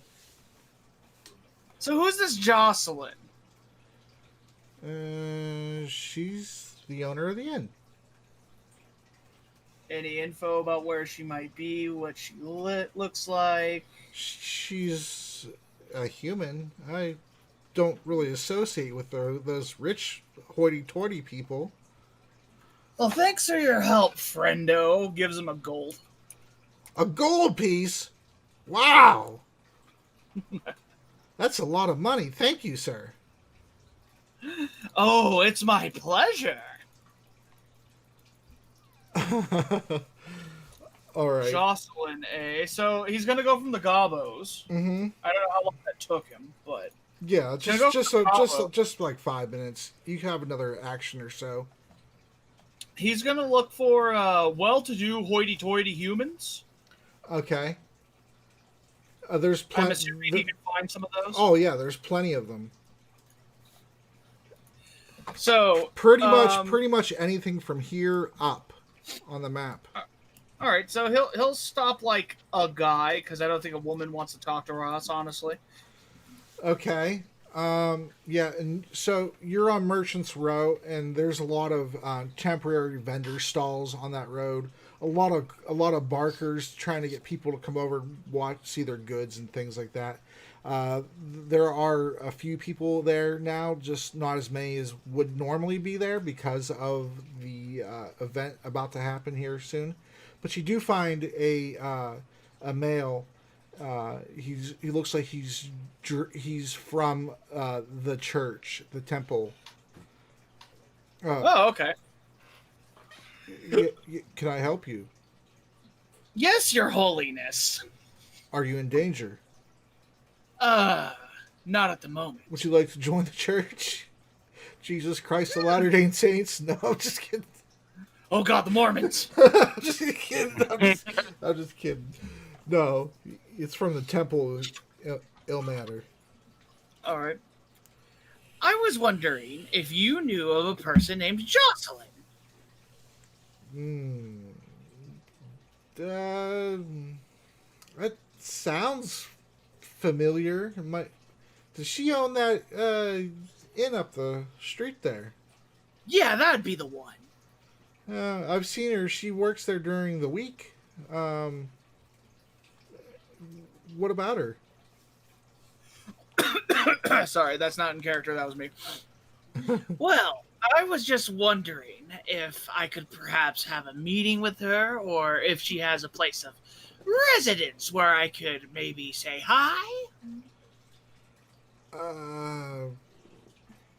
She is richer, so I imagine she probably lives somewhere near the government row, which is the street over by the grinder. Many blessings to you, sir.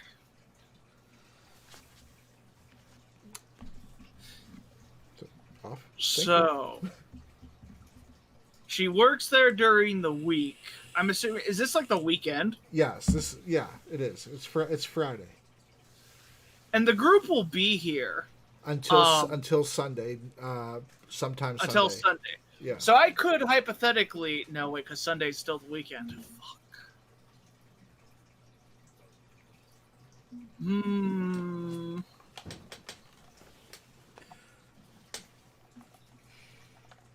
I guess I'll spend the rest of my time, as such as it is, going to a tailor shop. I want to buy fancy-looking clothing. Okay. Yeah. If that's okay. Yeah, the tailor shop is on Guild Street. That's the Adventurers Guild and all of their little businesses associated with them. In like a section of town of like medium wealth, I guess you'd say. It's over All right. down there. So how much would fancy clothes set me back? The elf shop owner looks at you, and you're a small stature, so it wouldn't be as pricey. What are you looking at for? Are you looking for silks or linen or? Let's just say I want to fit in with the upper crust, the nobility if possible, but I think that'd be a stretch. At least a merchant baron kind of look. Are you trying to go as cheap as possible, but still yet looking okay, or are you trying to really do it up to the nines? Well, maybe somewhere in between. He has a pair of he shows you a pair of green silk trousers and a vest, a green undershirt with a black vest, and the inside of it is lined with silk, and has a black belt with a nice silver buckle, and he says, this outfit here, you can have it for. He sees that you're a visitor in town, so he wants to be a little bit nicer to you. He says, I could get. Oh, you know what? I'll give it to you at 10% above cost, so 275 gold. Oh, I see. Could I try it on in a fitting room? And he has a little makeshift bamboo screen in the back of his store, and he says, certainly, I wouldn't want you to leave here with ill-fitting garments on. All right, so he'll try it on. First of all, is it a good fit? Yeah, it's made for the smaller races, like the halfling, gnome, goblin would be one also. Dwarf would be one above that in terms of fitting. But yeah, it fits you pretty good. This tailor, actually, the party had some run-ins with him before in the Feywild. For the love of God, don't say that you know solid. But unless you want him to literally double the price. Sure. That's when he's being nice. Right now, you're in great standings with him. But yeah, it seems like it fits you pretty good. He pinned your size pretty good. There's a little bit of room for growth, but not that much. Maybe one day. Yeah, not that much because you're a goblin and it's not going to happen for you. But it may, but probably not. But it fits pretty well. So, Soul, may I ask, while I'm in this place, do I see anything else that may look like it would fit me? Yeah, there is a cloak that has many different patches on it. It's a purple cloak, and it looks like it has different patches. Like I'd say probably about 14 different patches on it of a bag of coins or like a star and things, just random symbols on it. All right. Are there any windows in this establishment? Windows. Yes, there is a large glass window at the front. as you walk in, the back. Any windows toward the back? uh, let me get out my percentile dice. Oh boy, percentile. Yeah, we're gonna. I'm making it fair for you. I don't railroad shit. If there is, there is. We'll let the dice decide your fate. Okay, and obviously, you're favoring yes, correct? I am favoring yes. Okay, high or low? High. All right, I'll just roll first dice. 8. So you have an 80-something% chance. So yes, there is a window in the back. Okay, so here's what I'm gonna do. While I'm back there, because I'm assuming I'm like getting changed behind these bamboo fittings and whatnot. Mm-hmm. Am I close to the window? Yes, actually, the window is positioned so that it allows a healthy amount of natural sunlight to filter in, so you can see what you're wearing when you change. All right. Can I open the window? Yeah, yes, you can. It's a double pane, like it has like those wooden thatch in front of it that you open up, and then you can lift the window up. Yes. Okay, so here's what I'm gonna do. I'm gonna go back out to the guy. Uh-huh. I'm gonna say with the suit, so that he can put it back wherever. Mm-hmm. I am afraid that I don't have enough funds at the moment, but as soon as I do. By the way, when he's talking, he has his face kind of scrunched as if he's focusing really hard. By the way, it looks weird. Okay. As soon as I do, I'll be back with the money. Oh, okay. Well, for our weekend hours, we do close at sunset. So if you're looking to come back this weekend, just keep that in mind. We're open from dawn until sunset. Very well, thank you. Have a pleasant day. Well, Soul, when it comes sunset time.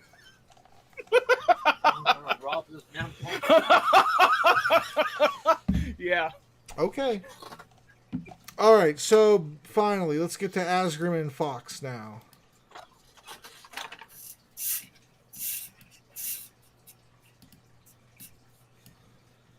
All right. Let's. Actually, you know what? Nah, he's not going to do that. He's not going to do that. Go ahead. Go back to Fox.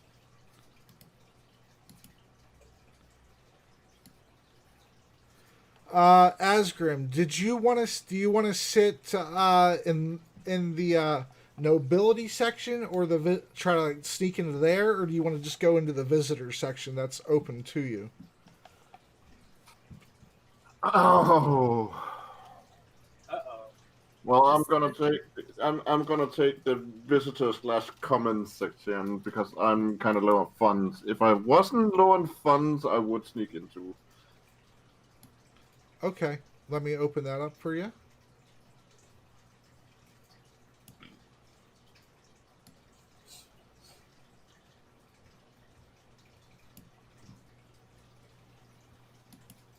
Oh, whoa.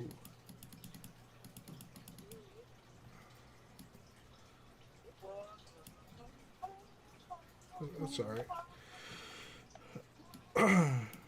All right. So as you're going into the area, Asgrim, you see there and smell cooking meats. There are some stalls where they're cooking meat for the like as if they were concession stands, I suppose.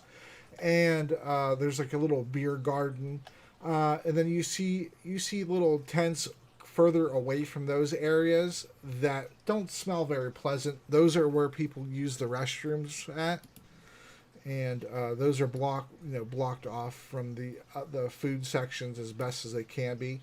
But they're in the same area. And then you see there's the ramp up to the stairs, and let's get your character into one of the seats here. And as you go to take a seat, you see down into the to the arena itself, and it looks like it's set up as if it was some sort of course also involved in this. Nothing was mentioned of this. It seems like that it's not a permanent structure. It seems like this area is very malleable from contest to contest. And the benches, the seating is about 15 feet up above the level of the arena where the contestants fight. You can see that there's 6 doors underneath the seating where presumably the entrants come out to battle. And then you see these platforms with rope bridges going across, and then balance beams, little tinier, like thinner log planks going from one section to the other, bridging gaps where there's about a 25-foot section of mud spanning to indicate the middle section of the arena. And that is what you see at this point. People are still filing in, of course. I go get myself some meat and a beer. Okay. All right. So you go back down, and the barker is over there. He's asking people to. He's trying to entice them to get in line. Says, "Sir, can I interest you in one of our weekly brews? Only 5 silvers." If you say 4, you got a deal. Wait, what'd you say? If you say 4, you have a deal. Oh my god. Shiesty motherfucker. Alright. He kind of waves, whatever, just he waves his hand. 4. And he goes to hand you the alcohol, and he takes a fifth of it and pours it out into another cup and hands you 4 silvers worth of beer. Here you go. Guess I'm not gonna do you any favors then. I was trying to promote it by saying it was definitely worth the fight. I mean, look at where. Start walking away. Look at where you're at. I don't know if they need promotion. No, but you still need people to come over. You're gonna anti-promote it. Oh God, there's. What does he put in there? Oh, it's just like rat piss. I am tempted to do that. Oh god, it is rat piss. I like how our group is just petty enough to go out of their way to inconvenience themselves, to inconvenience other people. Yeah, so petty. But oh, so entertaining. Mm-hmm. I start walking away.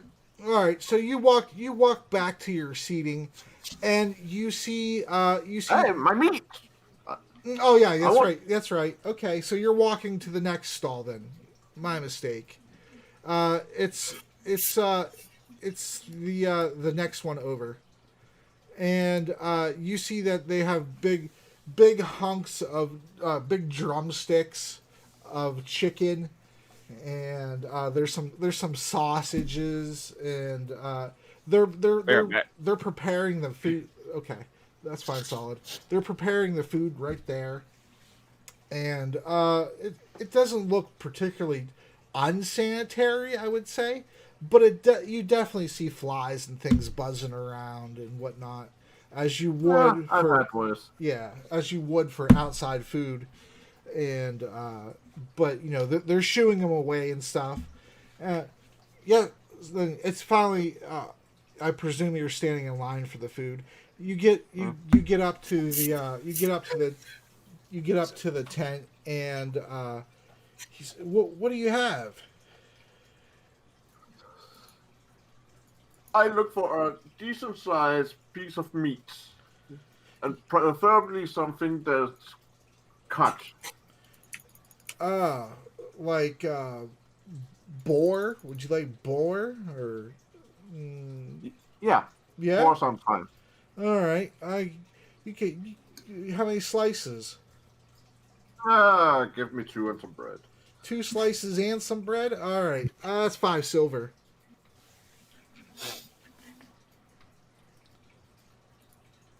Note it down. All right. Here you go. Enjoy the festivities. And next, he calls people behind you.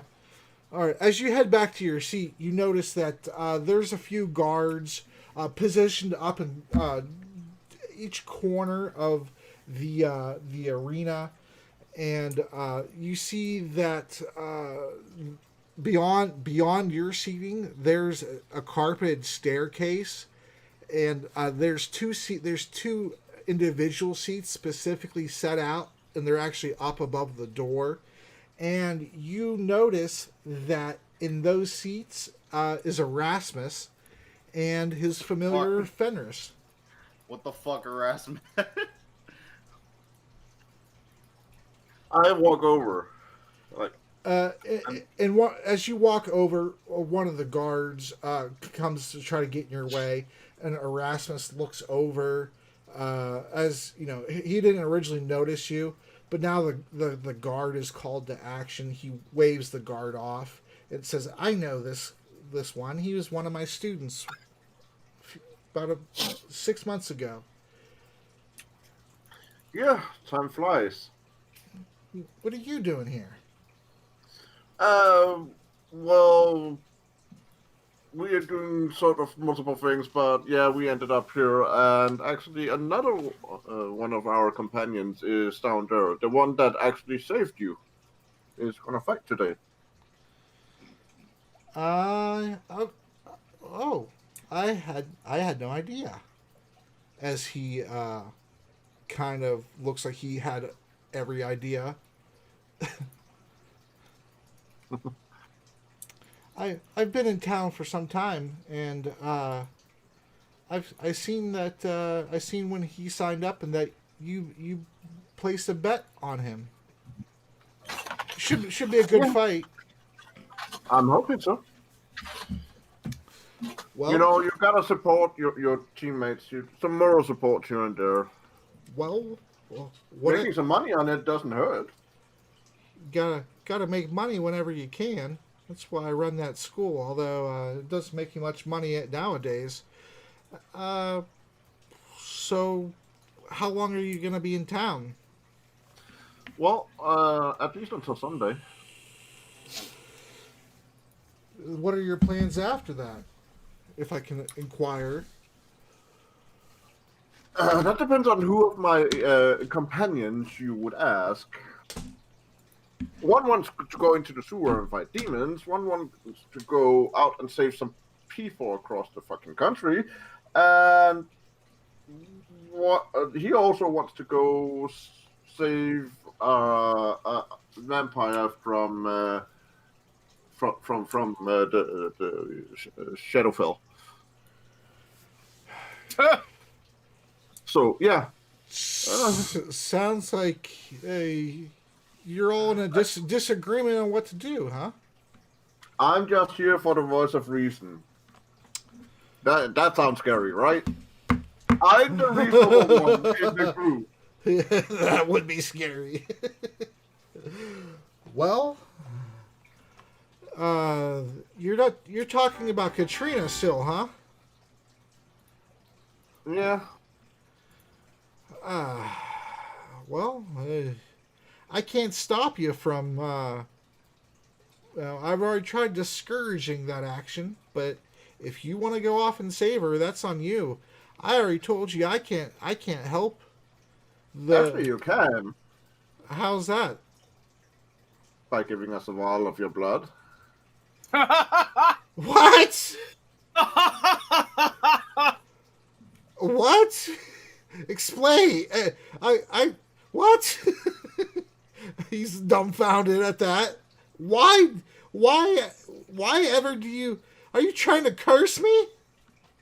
No.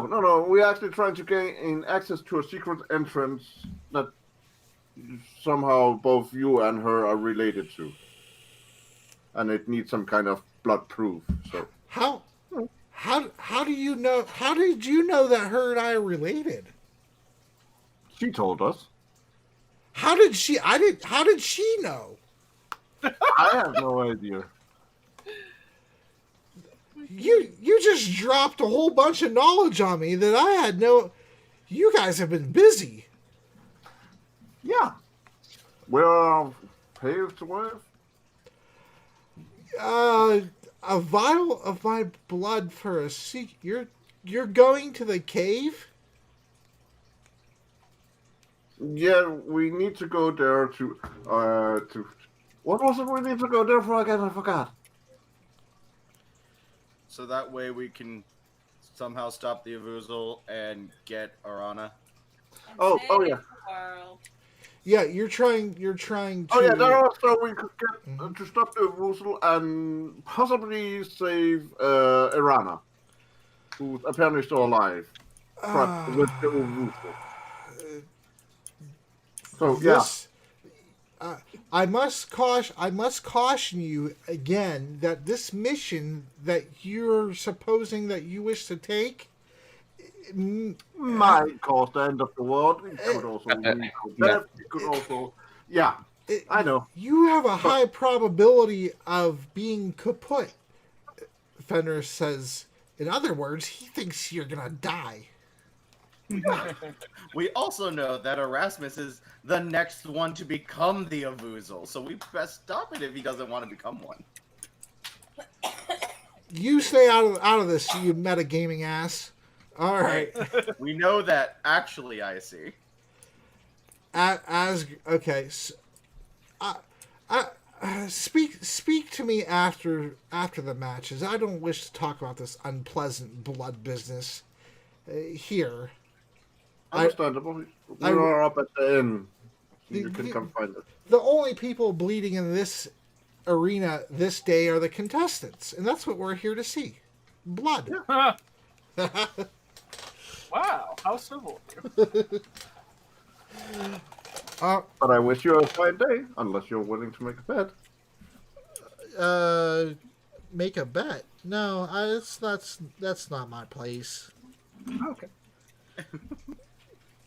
The Wizards Institute is forbidden from betting. Well, enjoy the show. Where gonna go back. Where shall I meet you after? At the Royal Inn. Okay. Oh, okay. Yeah, we'll meet you there shortly after the events of the day conclude here. Sounds fine.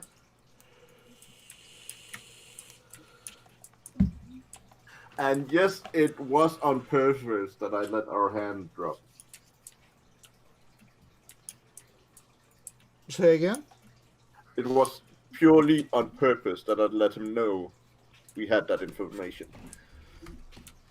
Yeah, he wasn't expecting that at all. I'll be back in a moment. No. He's gonna go take a dump while he thinks about shit. What do I do next? No. No. In fact, I'll be back at less than 45 seconds.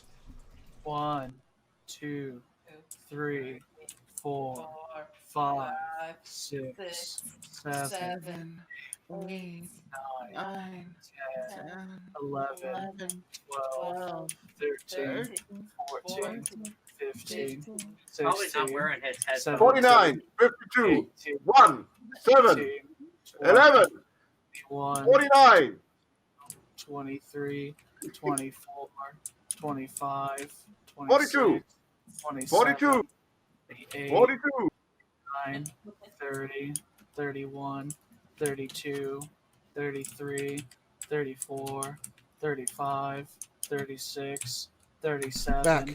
30. He was back before 45 seconds. He was here in 38 seconds. Okay. All right. Just taking a dump while running down the hall. Cupping it in your hand, dumping it into the. Roll a disgusting check. Okay. With the slam dunk in there. Oh, roll a disgusting check. DC 5 because you easily disgusted me with that. All right. Okay, so that's as we'll go to Fox and there. Oh, okay. What'd you say? Oh, I just wanted to say this is Ross, by the way. Uh-huh. If I have any additional time, I'd like to put my hood up, stealth, and stalk the dwarf home.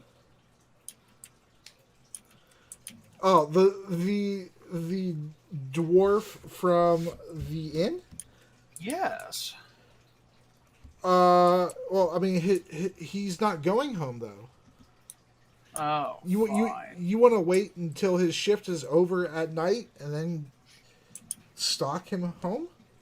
Yes. Okay.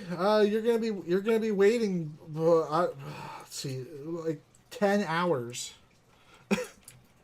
That's not Damn, bad. he works a long ass time. Yeah. So I used to be a bartender. A short day would be about 12 hours.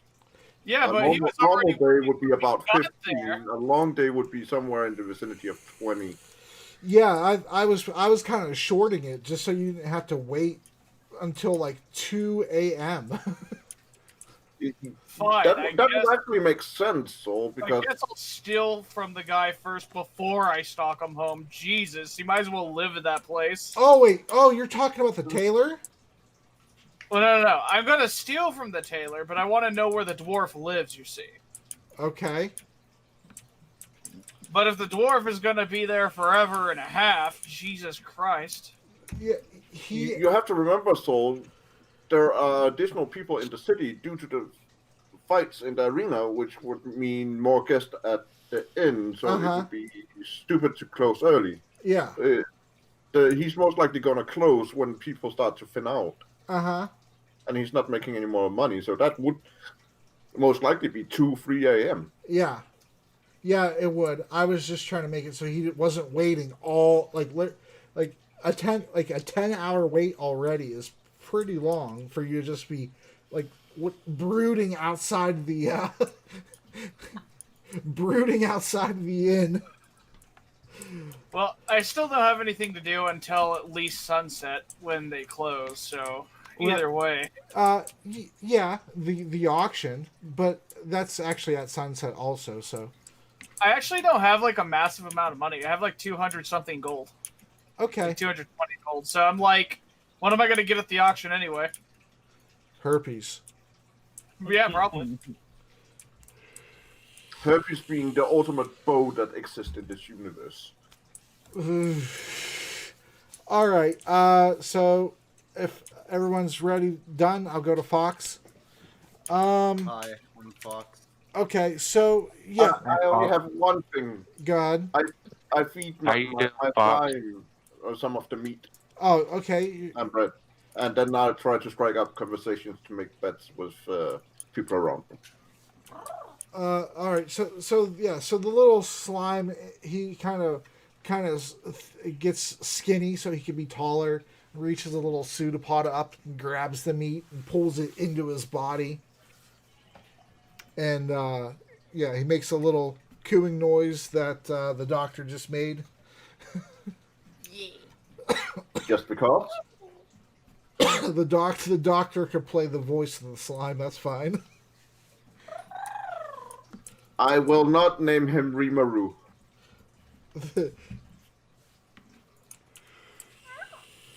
All right, Fox. Fine, let's go to you. So you get to the room and there's a little gnome there. He looks older. He's rather bald on top of his head. He has a few gray hairs, but he has a very prominent white beard, and he's wearing red linen clothes. And he says, "Oh, well, you're on time. You looks like you have the second fight. It's like All right. you're fighting the contestant you're fighting. Her name is Mira. Bless you. Oh, they said bless you, hon. Thank you. You're welcome. He said you're welcome.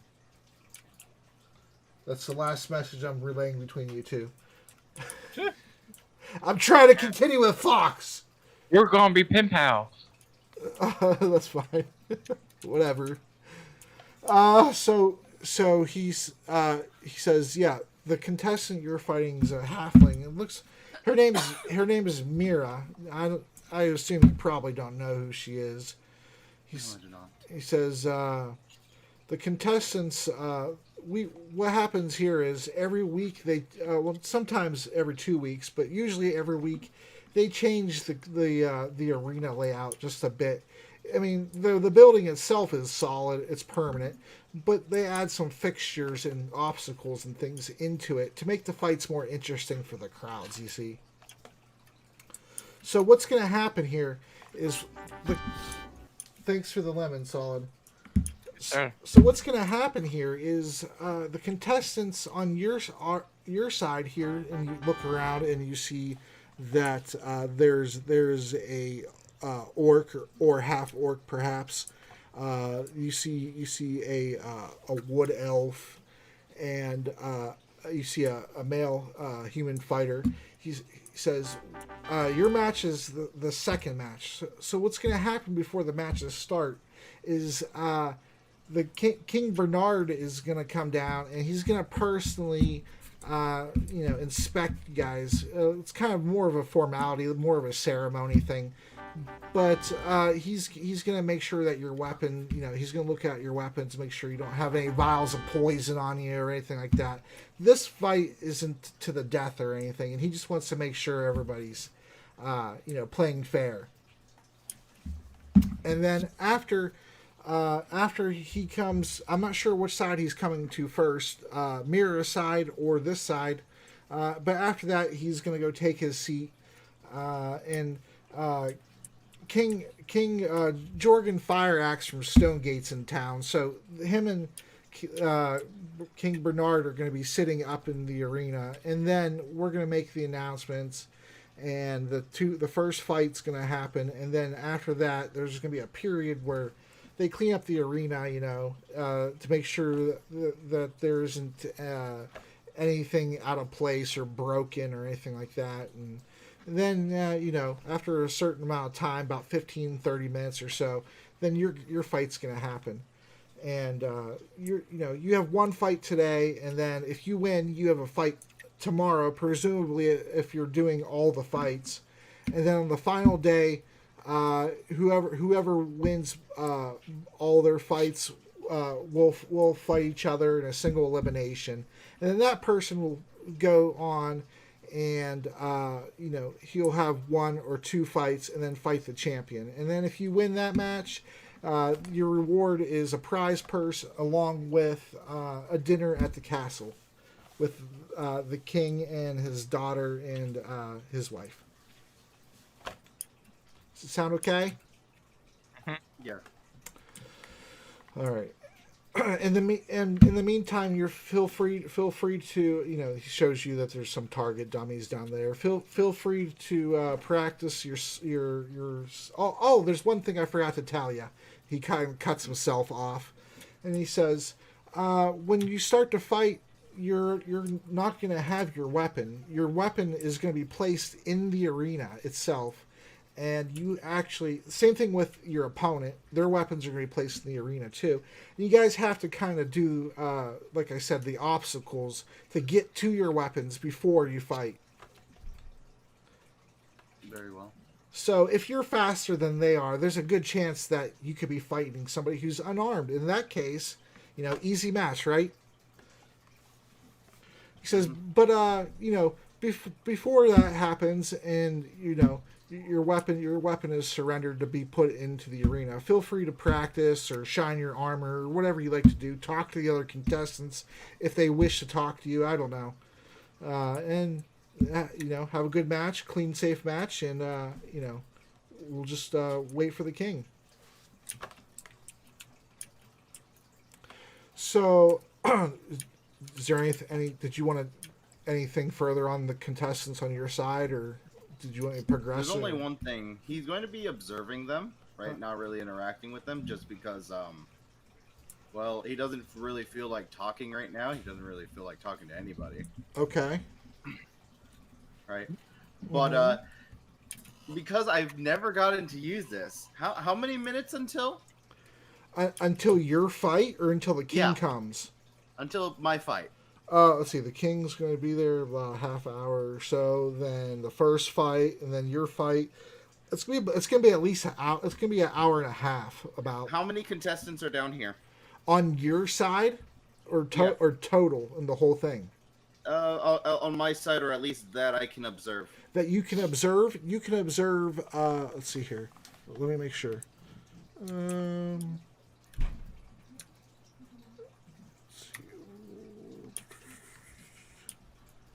Where? Okay. One. You see there's a female wood elf. You see a male human fighter. That's two. There is a orc or a half orc, so that's three, and then you. All right. So I suppose I observe those three, and I would like to finally use the Fighter Battle Master's class ability, Know Your Enemy. Hey, I'd like to know their strength, dex, con score, armor class, and total hit points, as well as total class levels. Hold up, I'm making it up on the spot. You want to know that? Well, they weren't. Yeah, that would be on a spot out of character because they're not your. They're on your side right now, the arena. So they're not your competition. Doesn't matter. So if you spend at least 1 minute observing or interacting Yeah. with another creature outside of combat, you can learn certain information. Yeah. Right? You can tell if. Yeah, I know. DM I tells know what you it if is. Yeah. So my first 5e character is a fighter, so I know what you're talking about. Very well then. Okay. I'm sizing them up. Okay. So what is it you wish to know about which one? All right. Let's go for all of them. Total class levels. Okay. So the wood elf is level 11. Okay. The human is level 14. And then the orc is you said total class levels, right? Yeah. The orc is level. Let's see. Let me see. Where's that? Because I actually wrote down their class levels, but not all the other stuff. Oh, he is level 12. Oh, okay. And then I guess their current hit points, because I get a second thing. Mm-hmm. And if you remember what I told you about how your guys' you remember how I told you that to make these fights go faster? Yes. That okay. So you want their total or just their half? What they're going to be using for the arena? Whatever, it doesn't really. Okay, matter. I'll just give you their total. You're a smart dude. You know how to half Okay. the total. All right. So the wood elf is 87. The human is his half would be 91. And then where's the orc. The orc is 94. Damn, these people have some really high HP pools. Not that high. We're gonna be using half of our total hit points, right? Yeah, you have to half those numbers. That wasn't half of their number. That was the whole thing. Oh, okay. You kept on saying half every time you gave him the number. I don't need to pee. Go. It's fight time. It's Fight Club. You're dancing. No, I'm not. You're dancing? Go ahead and go pee, man. No. You're no, dancing it's like a damn 2-year-old. No, I can't hold You're it. shaking the damn bed. Go pee. Hold a bottle for him. Give That's me that cup. No.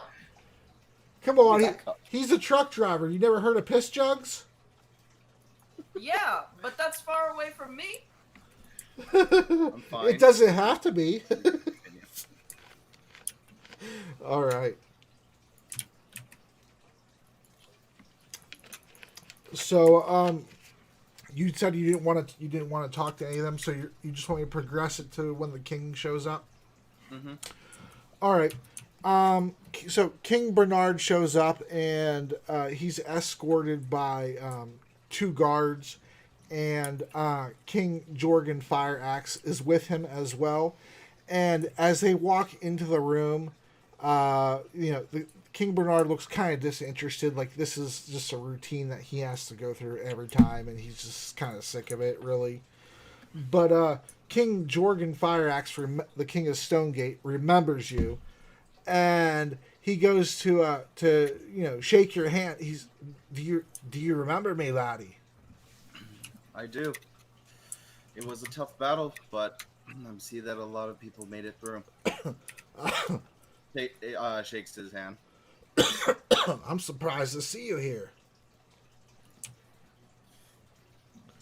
Well, my adventures will take me far and wide, and where I'm needed.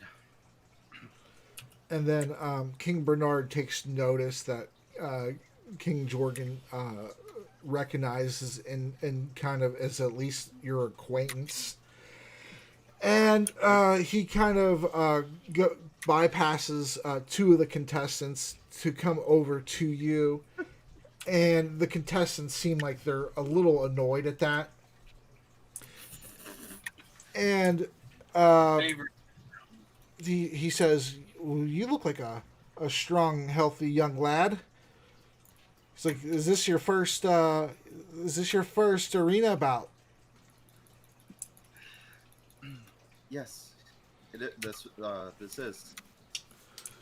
Where are you from?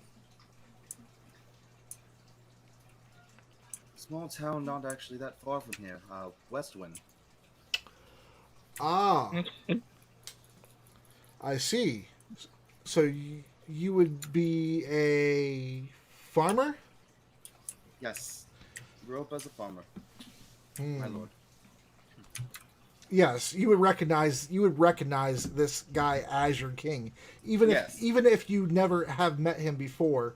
You still would recognize that he has been your king, at least since your character started. Mm-hmm. Man, that's some dude. What's that? That's just some dude. That's just some dude, but for some reason, this dwarf king is taking notice of him. Yeah. At first, he didn't seem to care, but once his friend, his ally, took notice of Fox, then he took notice too, and the other contestants kind of seemed like they resented that. And you'll hear about it later. No, and Put my axe between your head. And the king's Bernard, the human king, the king of Coventry, says, "Well, good luck out there. We'll see how you do." And he looks at your weapon. He says, "Oh, that's sure a fine weapon. I take it you don't use a shield then, huh?" I do not. He's like, I "Well, use the weapon of my goddess." Well, the course that we have set up for today, a shield would actually be a disservice to you.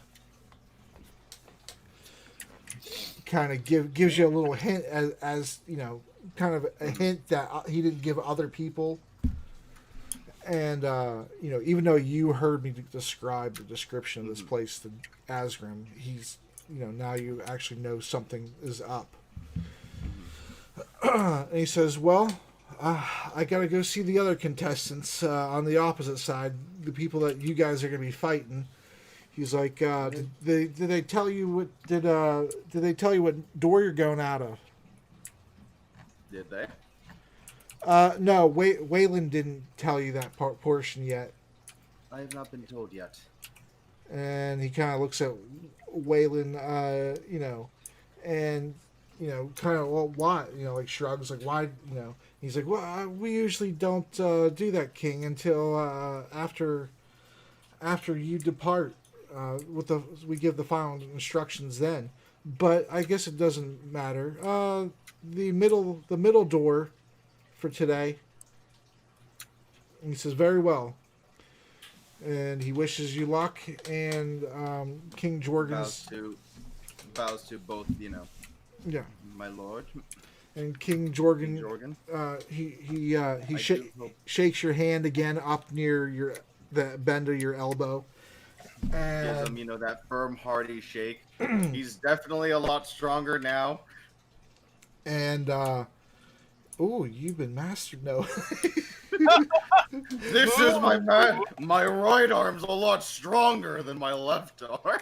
You've been on that Pornhubs. Wouldn't surprise me. I like how approving he sounds of it. He's like, yeah. No, he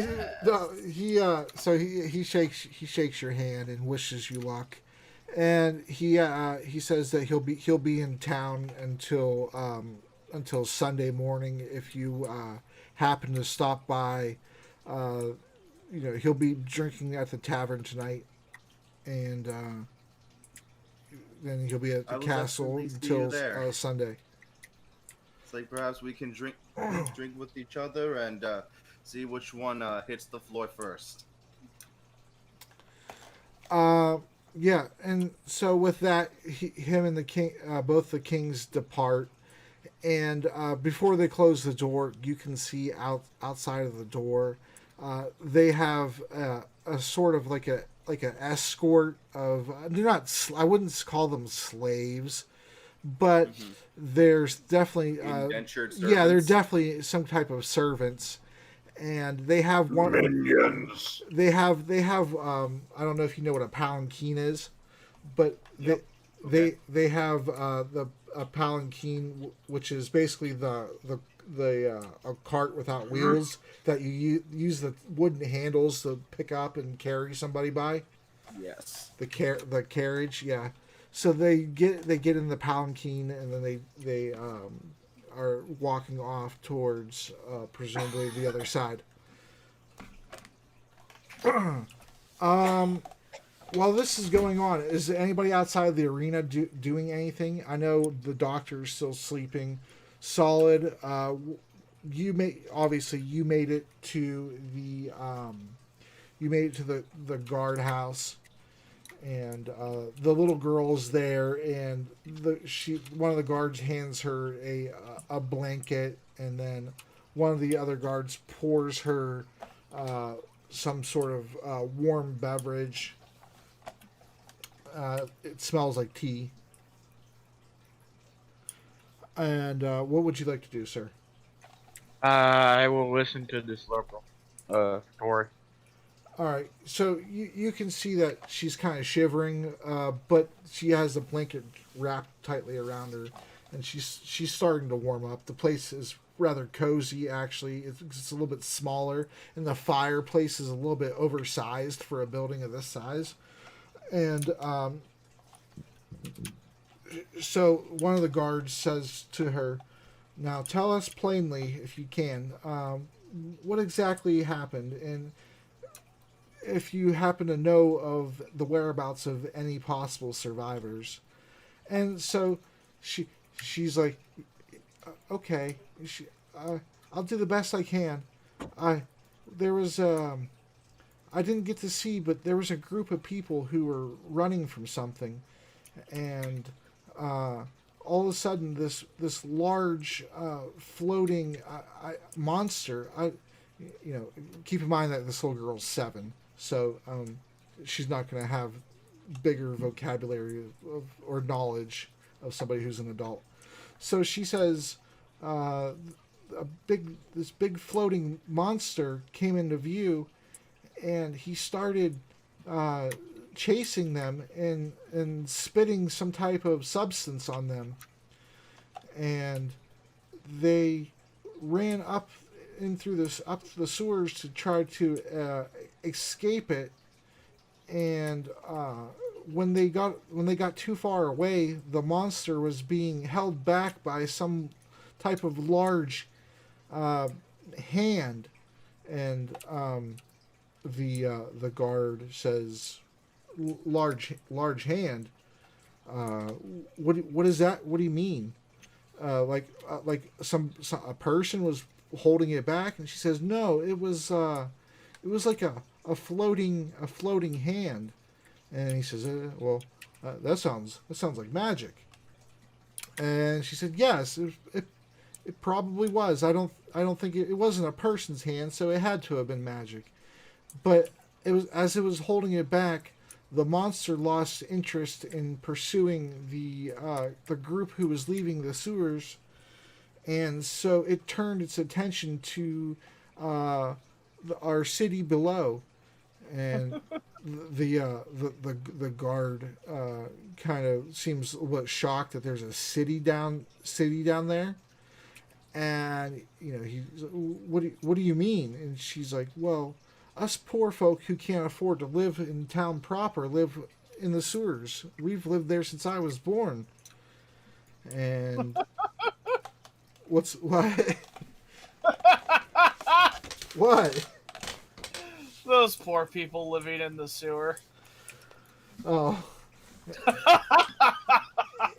And so the guards urges her to continue, and she says, and as the monster started floating down to our area with our tents, he started bleeding and spitting everywhere, and he was chewing on people, and some people ran off into the sewers.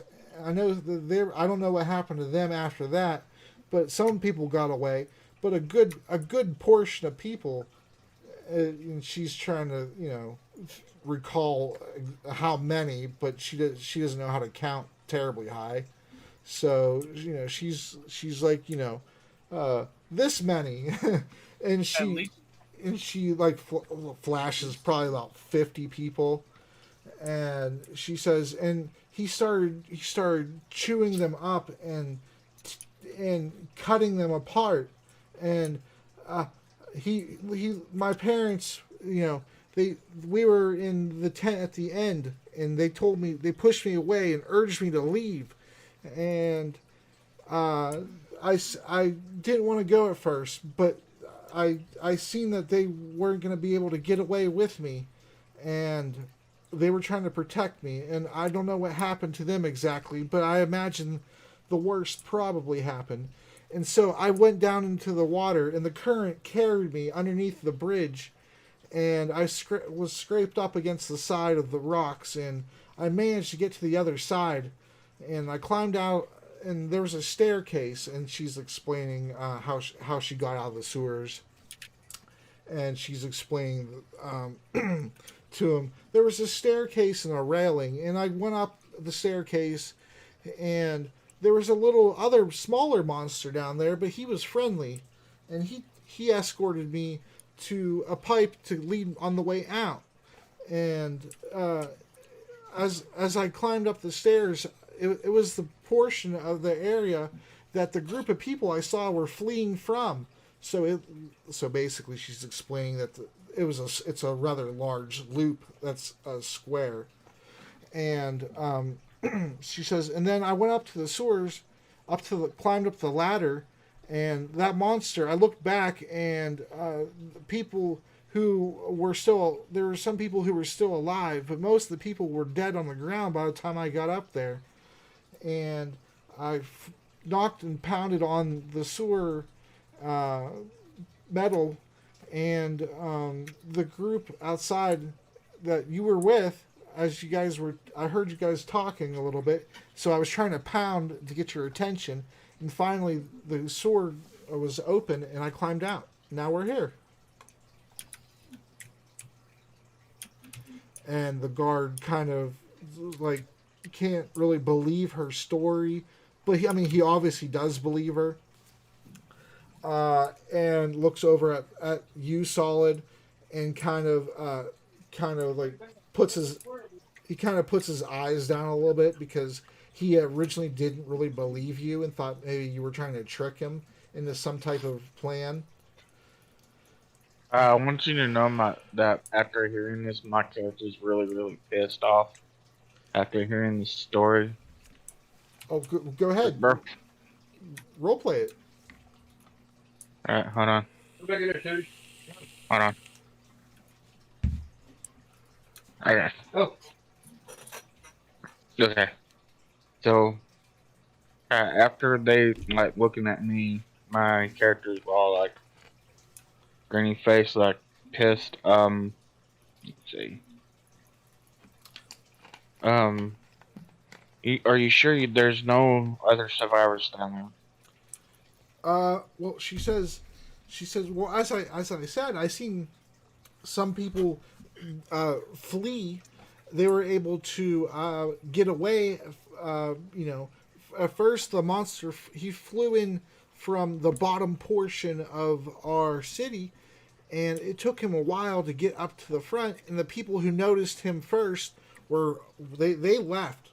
They ran as fast as they could out of there.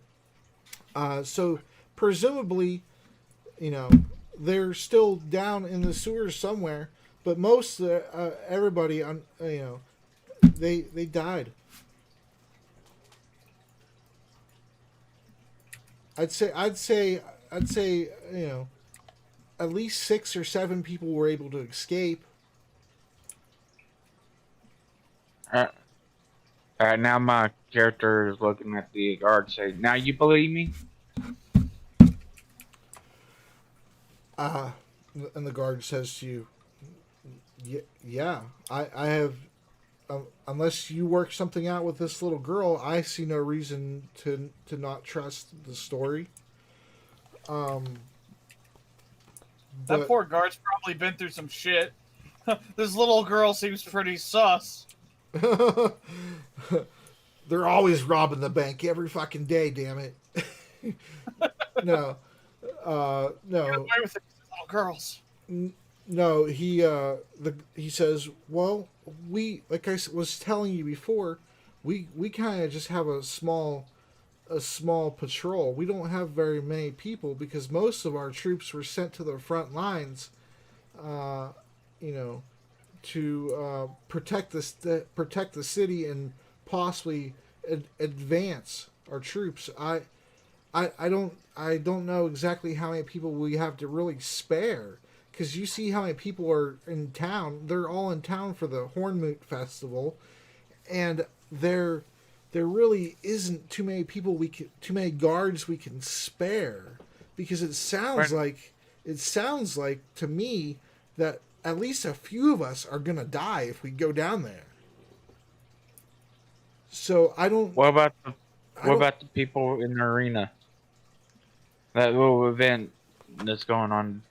You want to? Oh, that's way above my pay grade. You want me to stop an event for a once a year ceremony? We gotta do something. There's people dying down there.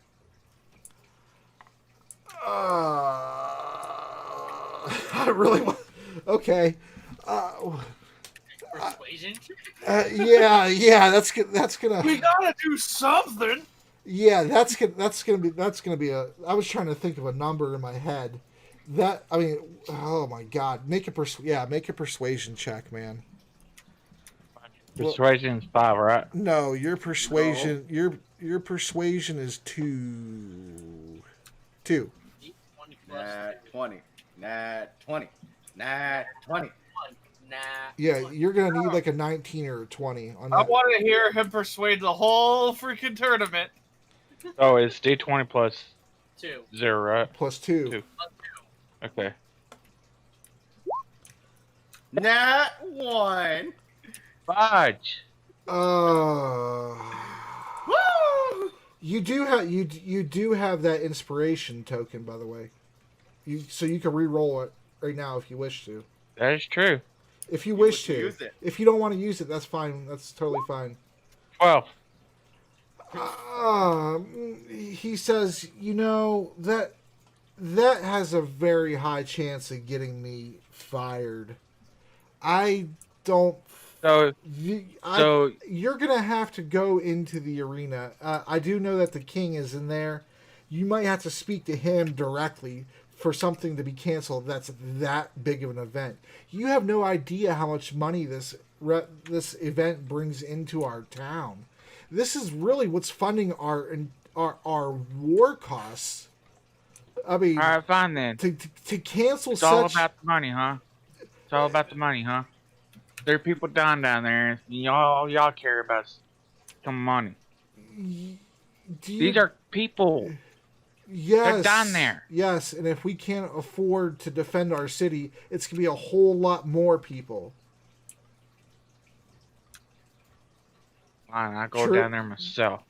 I would probably advise against that. Well, watch me. Are you gonna ask any of your friends to go with you?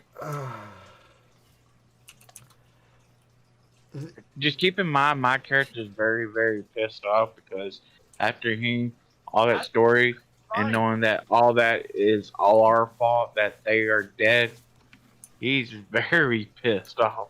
That is fine. No, that's fine. I totally understand. I understand your motivations and all that. I understand. The question is, are you going to ask for help from your friends, from the party members? Or are you just going to jump down there right now? No, I'm gonna go ask them for help. Very well. I'm gonna ask everybody because it's mainly our fault that they're dead. Well, you can't ask Fox because currently he's in the arena. And you probably can't get the Asgard without paying to get into the stands. Doctor is sleeping. And you don't know where Raz or... You could probably actually find Raz, because he'd be, like, realistically speaking, in front of the tavern until sunset. You can find Raz at the tavern, but you won't know where Artemis is at. Yeah, and since this is... So you can literally ask Raz if you want, you know, the goblin. That'd be the more or less the only person he could ask. And just so you know, this is a task of some urgency. So, the more time you spend asking, you can ask people, no problem. But the more people you end up asking, the chance there's gonna be less survivors if you do end up doing this mission. I know. Okay. Like I said, I do not want to go down there. I repeat, I do not want to go down there. Well, at all. Do you want to at least ask your goblin friend, the one person that you actually could find? There's also Raiden and Raikou. You know that they're drinking.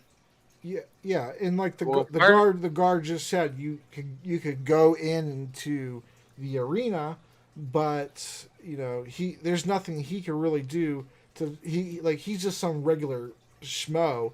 He can't just go in there and be like, stop everything. Stop everything! Send anyone to the sewers right now. It also looks kind of bad on the kingdom. It's like, oh, you have problems in your sewers? But it's their sewers. Yep. I mean, if one of the monsters got out, they too will be in trouble. Yeah. Yep. But right now, the king certainly doesn't know what's in his sewer system. Nor does he care. Yeah, I mean, he Not at the moment. yeah. I mean, as far as you know, but he has no idea what's down there, or even thinks about it on a ever basis. Like, oh, the perfect place for all this shit to go. Yeah, he knows that there's a bunch of kobolds down there, and that they feed the kobolds in order to build and maintain the sewers. That's pretty much the extent of his knowledge of his sewers. Well, I'm going to have to ask the king myself. Okay. Go for it. How do you get into the... Yeah, play it all out. You know what? I asked the king myself. How? Alright. The king is currently watching the fights. How do you approach the king? How do you get into the Colosseum? Royal area. I found a way in. How? Okay. Should I go through the front door? Yeah, that's what I'm asking you. How? How do you get to the king? He is currently watching the fights. Let's see. I will somehow find a way in. Look, No. Would you like to go through the front door? yeah. Okay, so you leave. Okay, so you're leaving the guards then, and the little girl and everything. Not right now. And how are you gonna talk to the king? Well, I'm still in the building, bro. So, Give them some time to think about it. Yeah. yeah. So I'd say, excuse me. Then I talk about the little girl. Is it possible, like, do y'all have a home for this little girl to stay in, or?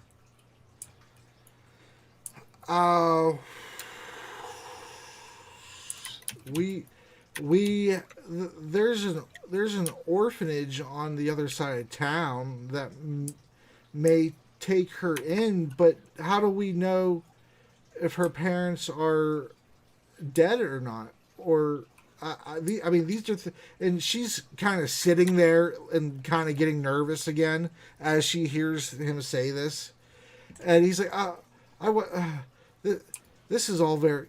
Come over here with me, and he away from her. So she, he's like, we don't know if her parents are alive or dead. He's kind of saying in a hushed tone, so the little girl doesn't get overexcited. And he says, there's an orphanage in the other side of town, down by the garden there. You can find it just before you get to the path with the garden. It's on the right side. But we could keep her here for now if you are indeed planning on going down there. But I don't know if I would really recommend that, man. It's beyond our pay grade. I'm it's not a question about honor. It's a question about numbers. So if you could get additional people to go with us who are capable fighters, then we can maybe try to mount some type of rescue mission. But and I'll go with you. But beyond that, I don't really see how we can rescue anybody. Because then we're going to be in need of a rescue mission. I don't want to put anybody else in danger. Well, I would suggest that, like you said, you wish to go speak to the king. It shouldn't, I think if you explain, he's a pretty fair king. If you explain the situation to King Bernard, I imagine there may be something he could do, but I don't know if they're going to just cancel the arena festivities. 15 minutes before the first fight takes place. That just seems like a hard ask. Somebody to go with me, just in case if I get kicked out. I just need to get to the king. I'll go with you, and I'll talk to Farjan, and he'll let us through. And I could get you to the king, but there's you're on your own from there. Thank you. So he tells the little girl, he leaves them with the next guard in duty, his lieutenant, and he comes with you, and you leave out the door and go up to the arena. And once you get to the grinder, the little goblin Farjan's still there outside, and the line is thinned out because most of the people that were going to the arena are already in their seats or actively purchasing food. And he tells Farjan that he kind of gives him a little rundown of the story and says, we need through. we have business with the king, and this might get me fired, but this little girl's in trouble, and so Fargent, he lets him through. He's not a totally, heartless person, and you're with a guard, so it adds validity to it, and so you go up the stairs and you have to scoot past some people who are already sitting down, and you hear the guard that you're with tell one of the king's guards, he starts covering the situation and says that you need to speak to the king, and so the guard goes over and whispers into the king's ear, and the king calls you forward up into his little private balcony up here, and says, what seems to be the problem, visitor? Sir, sorry to bother you, but we have a problem down in the sewers. There's appears to be monsters down there, and he kill. Hold on. Monsters? Those are kobolds. Not all kobolds are monsters. Certainly. Sir, you don't understand. There's these things down there. What are they called? You were Demons? Yeah. Fox at least said that it was a powerful demon. There are powerful demons out there in the sewers, and it killed like a lot of people down there. Our group managed to escape. A demon? How do you know this to be so? You at least know Down Fox is there. here.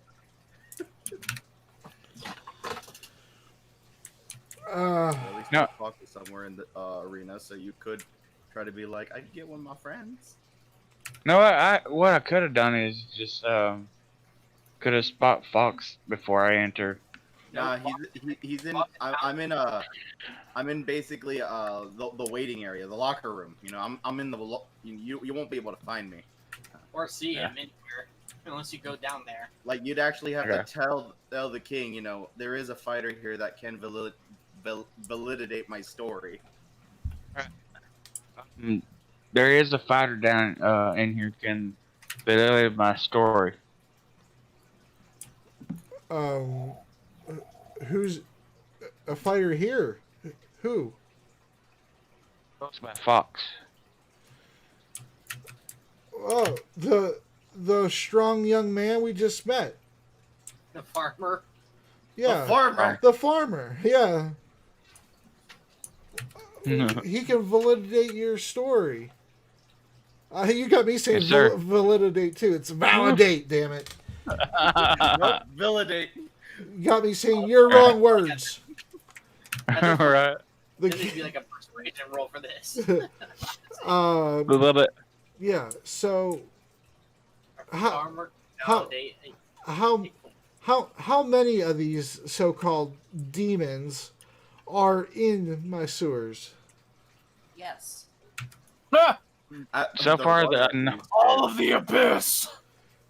so far I know of 2, but there could be more down there.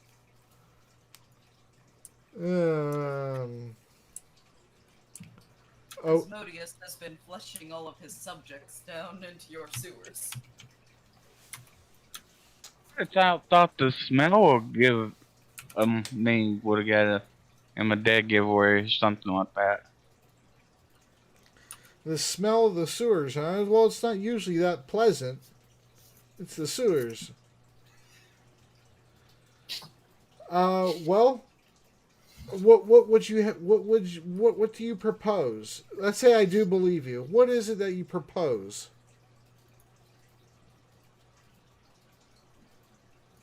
I just want y'all to be alert because if any of those monsters come up, that means they will come right after y'all.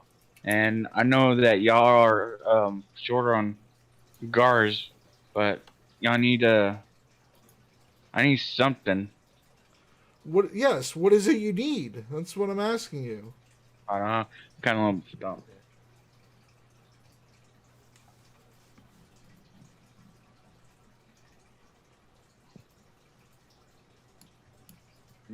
I need some powerful men, to help me on a quest to get rid of all these things down there.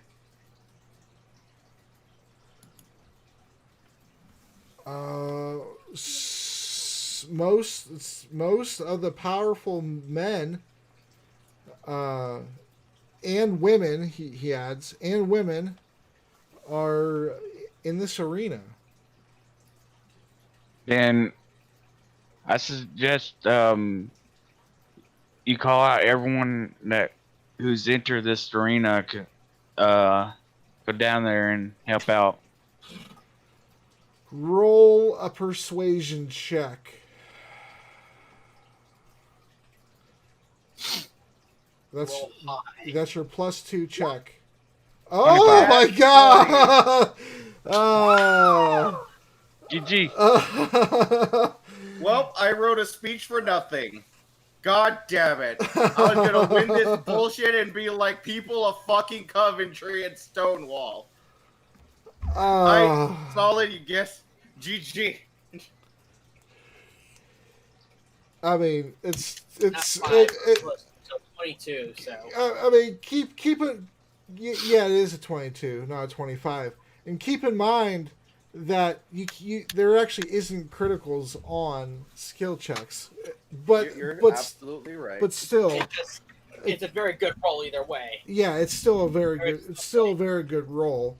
I mean, he's not going to laugh you out of the building. I mean, it does lean in your favor. But there's still a high DC to persuade the king to cancel the fight and bring everyone forth to go to the sewers. Everyone run to the quad. We're going streaking. Pretty much. Yeah! Like, cancel the whole facilities, pull everybody out and send them to the sewers and risk their lives killing demons. The king, he looks over at Jorgen, who was listening to this whole thing. That's the Dwarven king. They kind of look at each other and kind of confer. And he says, "Oh, okay. I'll tell you what. Since there's 3 fights happening today, we'll send the contestants for the second and third fight while the first fight is going on. That's the best I could do. I can't cancel this. Our entire war effort depends on the revenue that this event brings in." Thank you. He says, But I just want to let you know if any of those creatures ever come on top, y'all done for. Intimidation. Yeah. Are you trying to? Yeah. Are you trying? Is that what you're trying? Are you trying to intimidate them, or into getting like more of what you want, or? No, just a little, Friendly warning. Just a little warning. Friendly warning.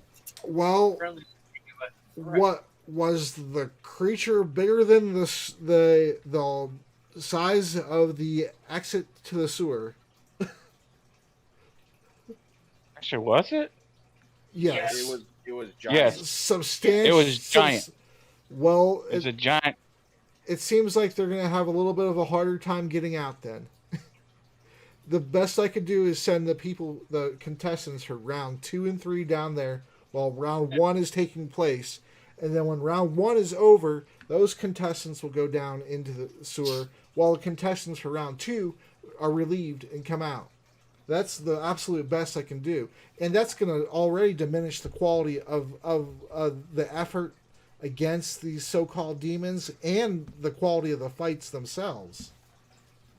And also have to convince those people to go down to fight the demons. Yeah, that's true. Oh, thanks, voice from somewhere. These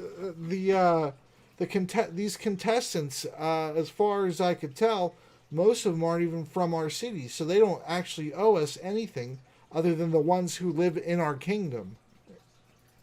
So they could also say that they don't want to do it. And that would be their right. I couldn't demand it from them.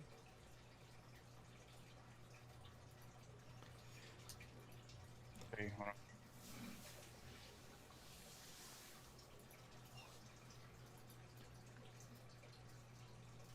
Can I offer my I can't believe you not won into a nat 20. That's fucking crazy. You're right. Fuck yeah. D&D. All right. Well, I guess that seems like a pretty good place to stop, and then next session I guess we'll Says. what's that? See what the king does. Yeah, I mean the king's gonna go and ask the contestants. I'll roll it up, and then we'll see how many people are gonna go with you, Solid. But there's a good chance that Fox, since he's part of this kingdom, is gonna go with you. God damn it! Don't you lose me any more fucking money. If he doesn't make it back in time for his fight too, that's a forfeit. Oh my god. Yeah, so now I'm going to the reason I can't continue, I mean I would, but the reason I can't is because I don't have all the people who weren't involved with today to be fully statted out and stuff. So I have to do all that, which is not a problem. I just don't want to theater of the mind it, and then I actually want to get an outcome of what it actually would be instead of just guessing at it, Right. So yeah, I mean it's been 3 hours and 15 minutes, so that's actually a pretty decent session. But I'll get to work on all that stuff, and you guys have fun, and then we'll continue the arena and the sewer battle, and we'll have them both concurrently, and it should be a good session next session. All right. All right. Fight for Coventry!